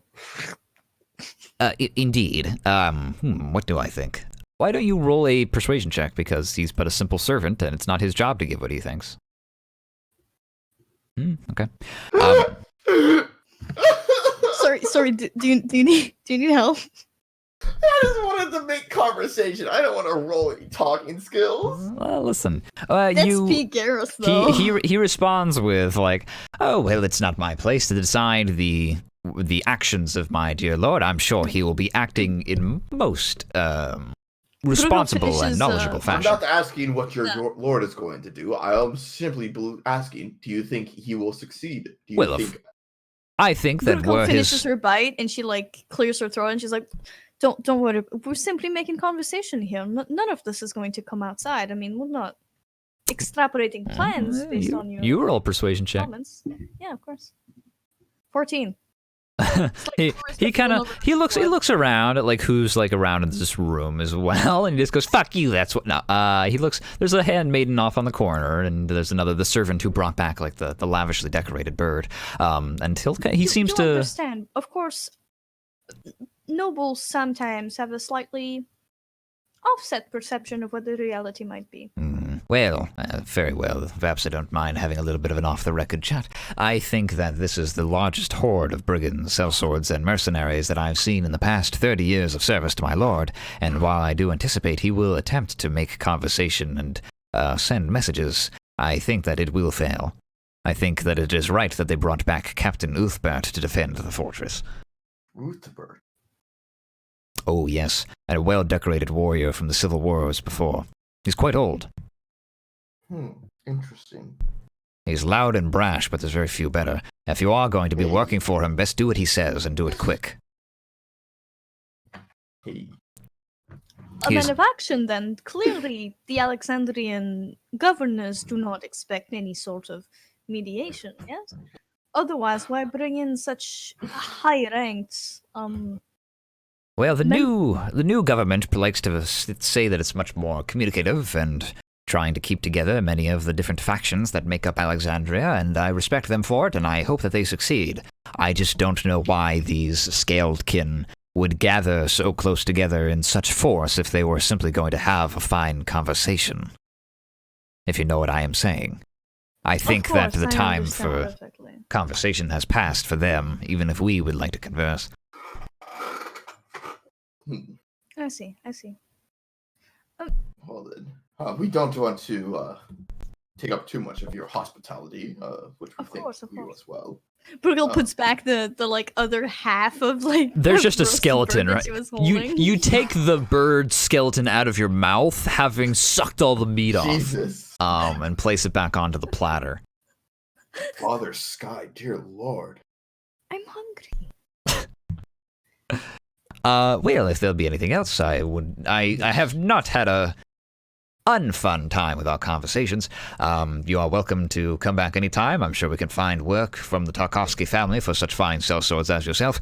And, oh my goodness, your payment. Here you go. And do you want platinum pieces or silver pieces? Or silver pieces or gold pieces? What do you want? I'll take a platinum. Yeah, I'll and, take like, platinum. half platinum, half gold. Okay, I think he promised you 300, right? So he's going to give you a platinum and a half. He's going to give you a platinum and 5 gold pieces. 150 each.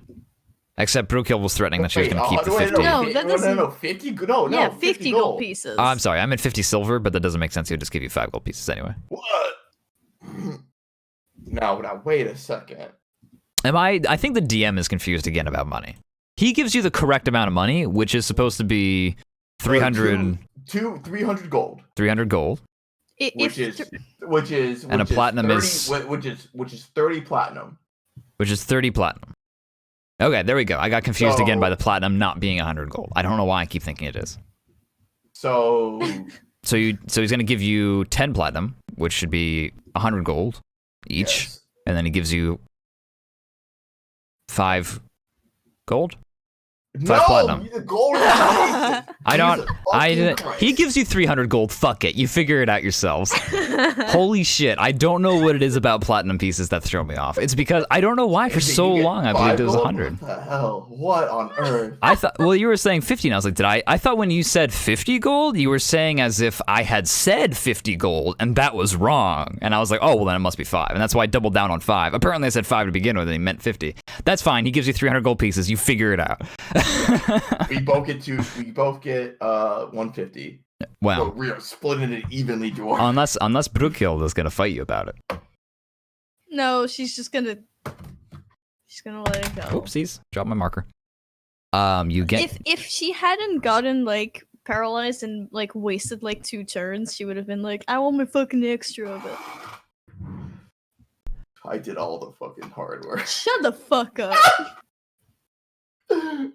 sitting there, sipping tea, sipping maple leaf juice.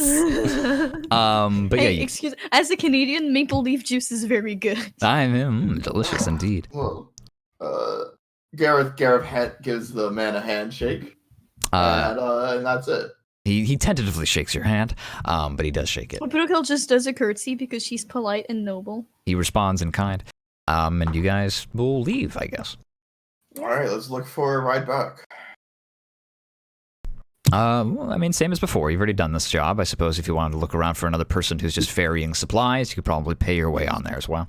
That's the plan. All right, you'd find another dwarf probably in this area. This place is actually Alexandria's got a relatively large dwarven population, so you do find another dwarf who is. Brookhill probably goes like if she had a choice, she would probably make business with another dwarf just because she's like that. Okay. Are you taking the business side this time instead of Gareth? Oh, fine, I'll pay. Jeez. All right. Well, you said if she had a choice, she would pick a dwarf. I'm just picking anyone.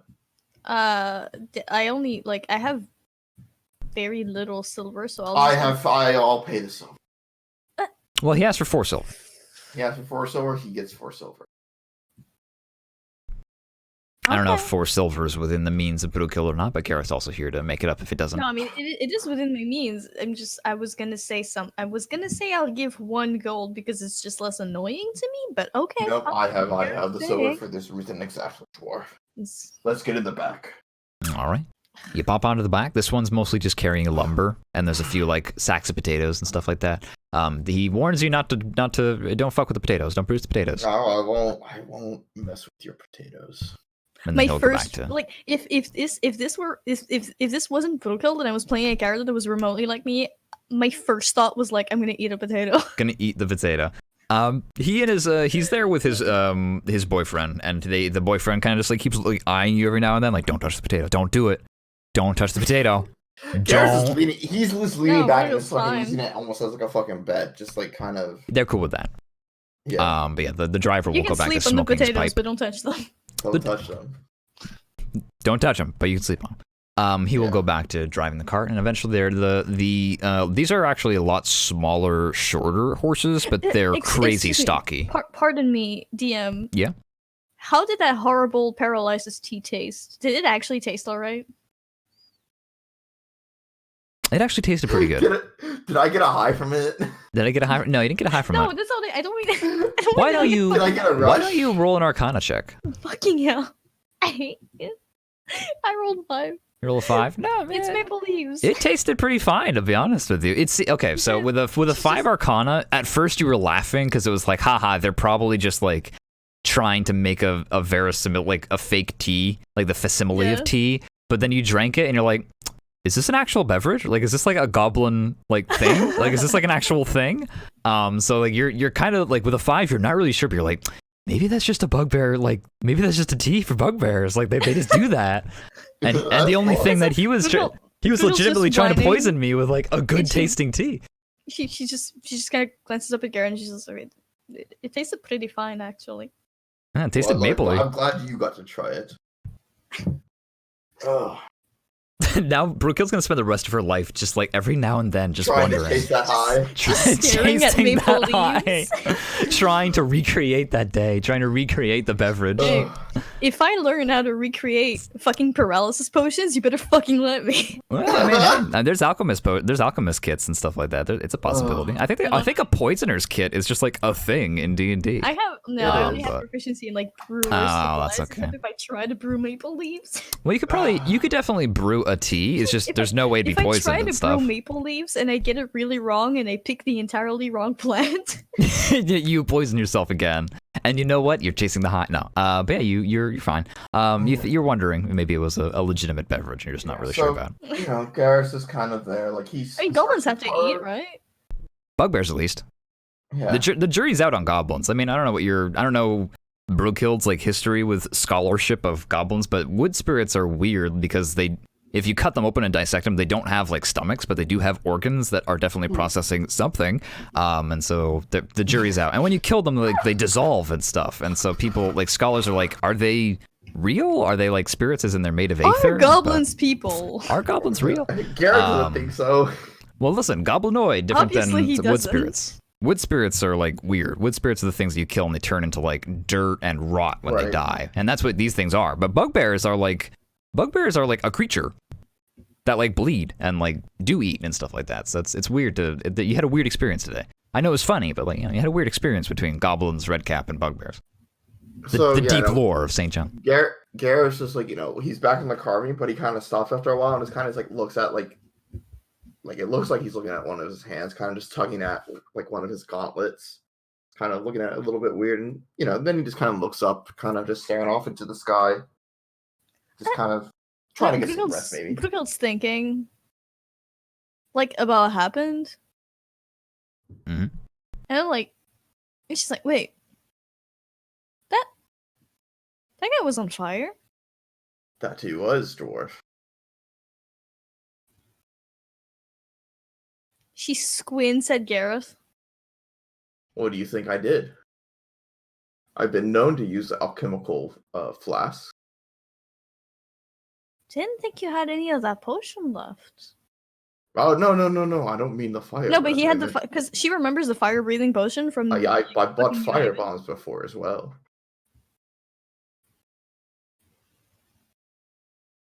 Alright. It just seems a little bit extra, you had your soul. I mean, he wanted to continue his deeds, and I did not want that to continue. That's fair.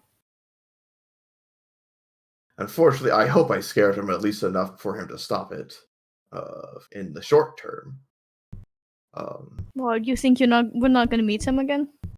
Oh, no, I do believe we might see him again with that stupid hat. It seems that it's almost tied to us for some asinine reason. She cocks an eyebrow and she's mocking he like... remembered me. Wait, he did? Yeah. Wait, yes, you were still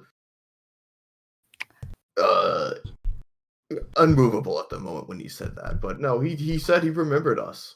Well, me, to be exact. With his weird hat. Bruka wasn't around for Bogart Redcap number 1. She just wasn't there yet. Right. But she remembers Bogart Redcap 2.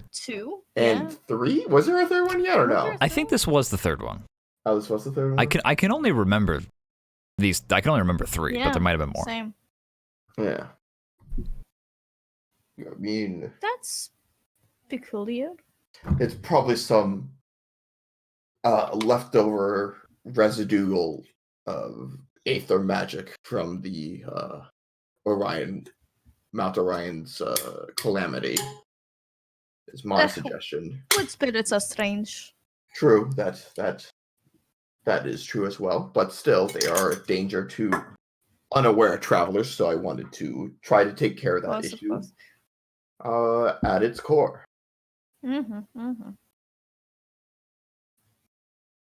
She kind of takes a peek at whatever he's carving. Does it look like something now? I don't know. Let's find out. Roll sleight of hand. Roll sleight of hand. And don't forget to add your proficiency, like, mentally. It's just two. All so. Oh wow! Wonderful. Michelangelo has carved the angel out of the stone. There it is. It flies away. Fuck. Oh fuck! Oh, you didn't think you'd get this far. I didn't think I would get this far. A 22 is you got wherever it is you wanted to get to, so maybe it's still. I don't know what it wants to be. I don't know what it wants to be yet. Okay. I would just say it could be an abstract sculpture. It could be an. I mean, like I'm literally just using it just to like practice. So it's a bugbear. It's a bugbear. It's not a bugbear. No, it's a hat. It's a hat. It's not a hat. I refuse for it to be a hat. It's a horse head. Fuck it. It's just a horse head. Yeah, in honor of the unfortunate horses that got the colds. Yeah. Oh, yeah. Sure. She kind of like she makes a slightly disgusted face. Brukel has a bad history of horses. Yeah. So I mean, we rode on one here, we rode on one back, so I didn't have much other animals to look at when I was carving. She looks back, and I suppose it's still just the same wheat fields outside. Right now, I think you guys are just starting to leave. You see the windmills off in the distance that are grinding up flour, and you also start to see more of those blue flowers that were kind of more like sky-colored. There's really not much around here. Right now, it's twilight right now. The sky is all like dark orange hues and purples. And you can... Oop, someone's dropping something somewhere, but that's all right. You continue forward down the road with the occasional comment from the dwarven party up front. They kind of will offer their pipe to you. They have like a big, long, just like tobacco smoking pipe. Yes. Careful take, sure. All right. You guys all take a drag. This is unfortunately not Ray's nice, sweet stuff. It's just basic tobacco. Very, very dry, very, very rustic kind of taste that the dwarves kind of favor. Made from a thing called a river reed. So it's just a hardy herb. And that I mean, you know, unless anybody says anything along the way, it's mostly quiet night. You guys kind of reveling in your victory and your heavier pouches of money. And before the end of the night, you will get home as the day is kind of drawing to a close and like night has officially begun. It's like 7 o'clock, 8 o'clock at night. You will pull into the outskirts of Pella, back to the capital city. And you will probably hear about the adventures that the rest of your party had during that same day as well. Yes. I mean, or you'll find out that they're dead. They're dead. Hey, more money for us. You'll find out that you two are the sole remaining party members of the St. Joan crew. Excellent. But yeah, I mean, you still have a moment to yourselves if you'd like to. This is kind of the final. This is ending notes. Ending notes are like, if you guys are like, oh, I really want to do this one thing, it's like, I'll hang around for another 10, 15 minutes. But I mean, no need for me to stretch out anything uncouth. You guys get home, you get off the wagon. I might do some shopping. All right, that's cool by me. You want to do some shopping? You want to do? You and Gareth go shopping. I mean, Gareth doesn't need to go shopping. he doesn't have to come. Gareth's not gonna go shopping. He went shopping already. Oh, wow. Blinks eyes. Gonna escort the young lady around the city? Oh, absolutely not. If I get absolutely not. Oh, absolutely not. That's fine. But yeah, that's up to you. No, actually, no. Wait, there's Unless something. She asked me to go with there's him, something I forgot to bring up. Oh, okay. Oh yeah. And so I suppose like when they're like getting down the carriages, she's just like, you that dream with the motor gun. Yes. What about it? It was something that we both shared, I believe. I just wondered if that was, if you really remembered, if that was really you. Oh, yes, that was me. I don't usually share dreams with other people. What, did you think you were actually dreaming about me? And not just me being in there as myself? What am I supposed to think? Does that happen to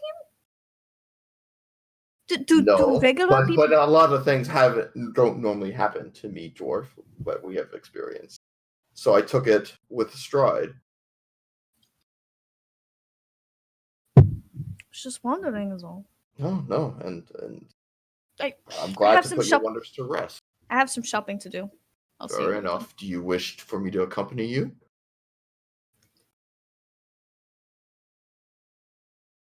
Are you serious right now? No, fair enough. Oh, she just leave. Okay. Well, no, he's like, I mean, do you want me to? I mean, if you get in trouble.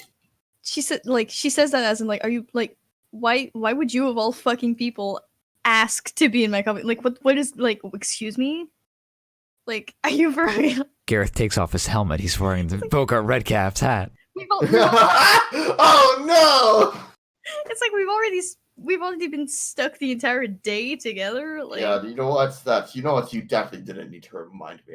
No, I'm gonna get some rest. Actually, I just wanted to be sure it was actually you, and I'm just not stuck with you even in my dreams. So,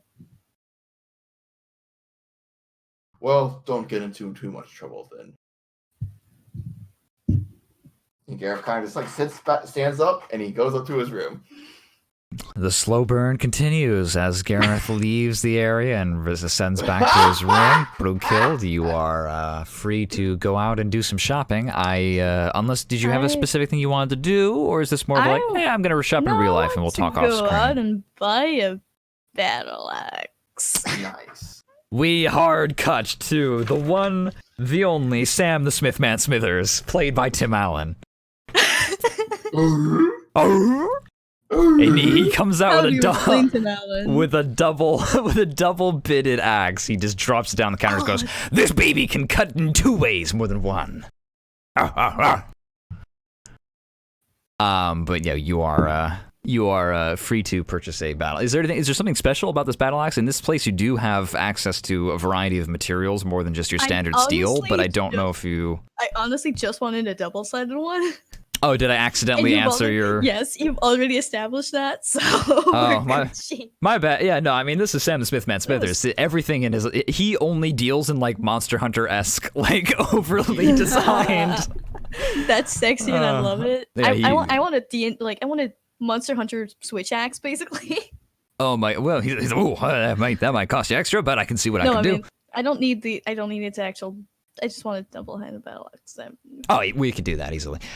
Oh, don't you worry, but hold on. We have a lot of varieties to pick from, a lot of modifications. You can do mithril, you can do steel, we have bronze even if you're feeling rustic, but also adamantine and silver.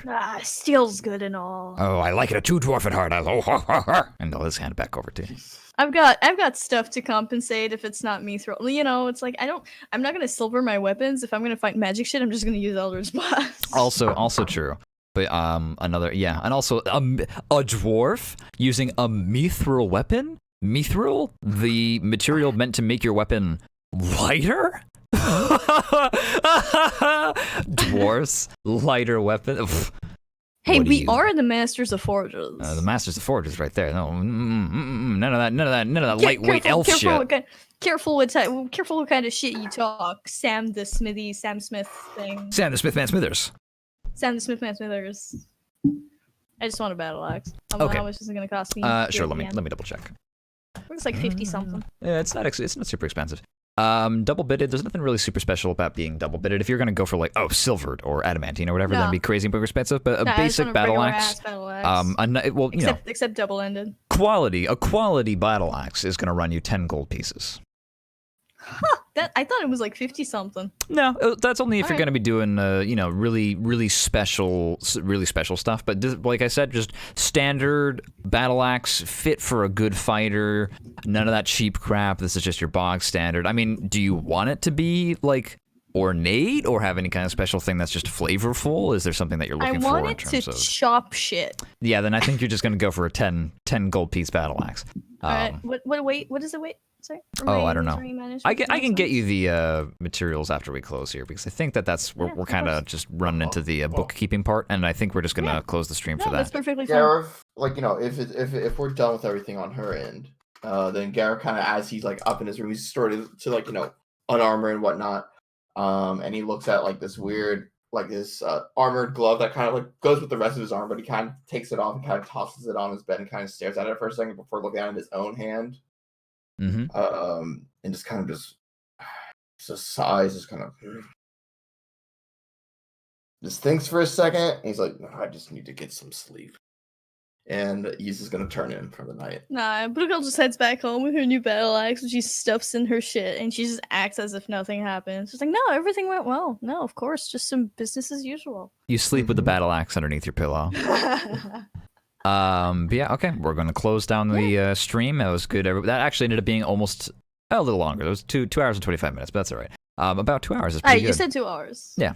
It's almost 2 hours. But yeah, we're good here. We're done. It turns out these people have survived. Old hat, the mission. Did it. And we'll see how the other party fares I on didn't Thursday. kill Bogart Redcap. I'm sorry. I know. Every time you I tried. tried. So hard. If got Eldritch so Blast far. landed, he would be dead right now. He was very low. But it's failed me for the last time. every Shut time. the fuck up. Every time you fight Bogart Redcap, he's always a little bit stronger, and so this is the first Well, we time didn't- that we he's didn't been kill him. strong enough to get away. So, but hey, that means he's going to be the same strength next time, and hopefully you guys will be stronger by then. So who knows? But that was a pretty good job. I'm going to close this down. Everybody say goodbye, bye bye, bye bye, bye bye.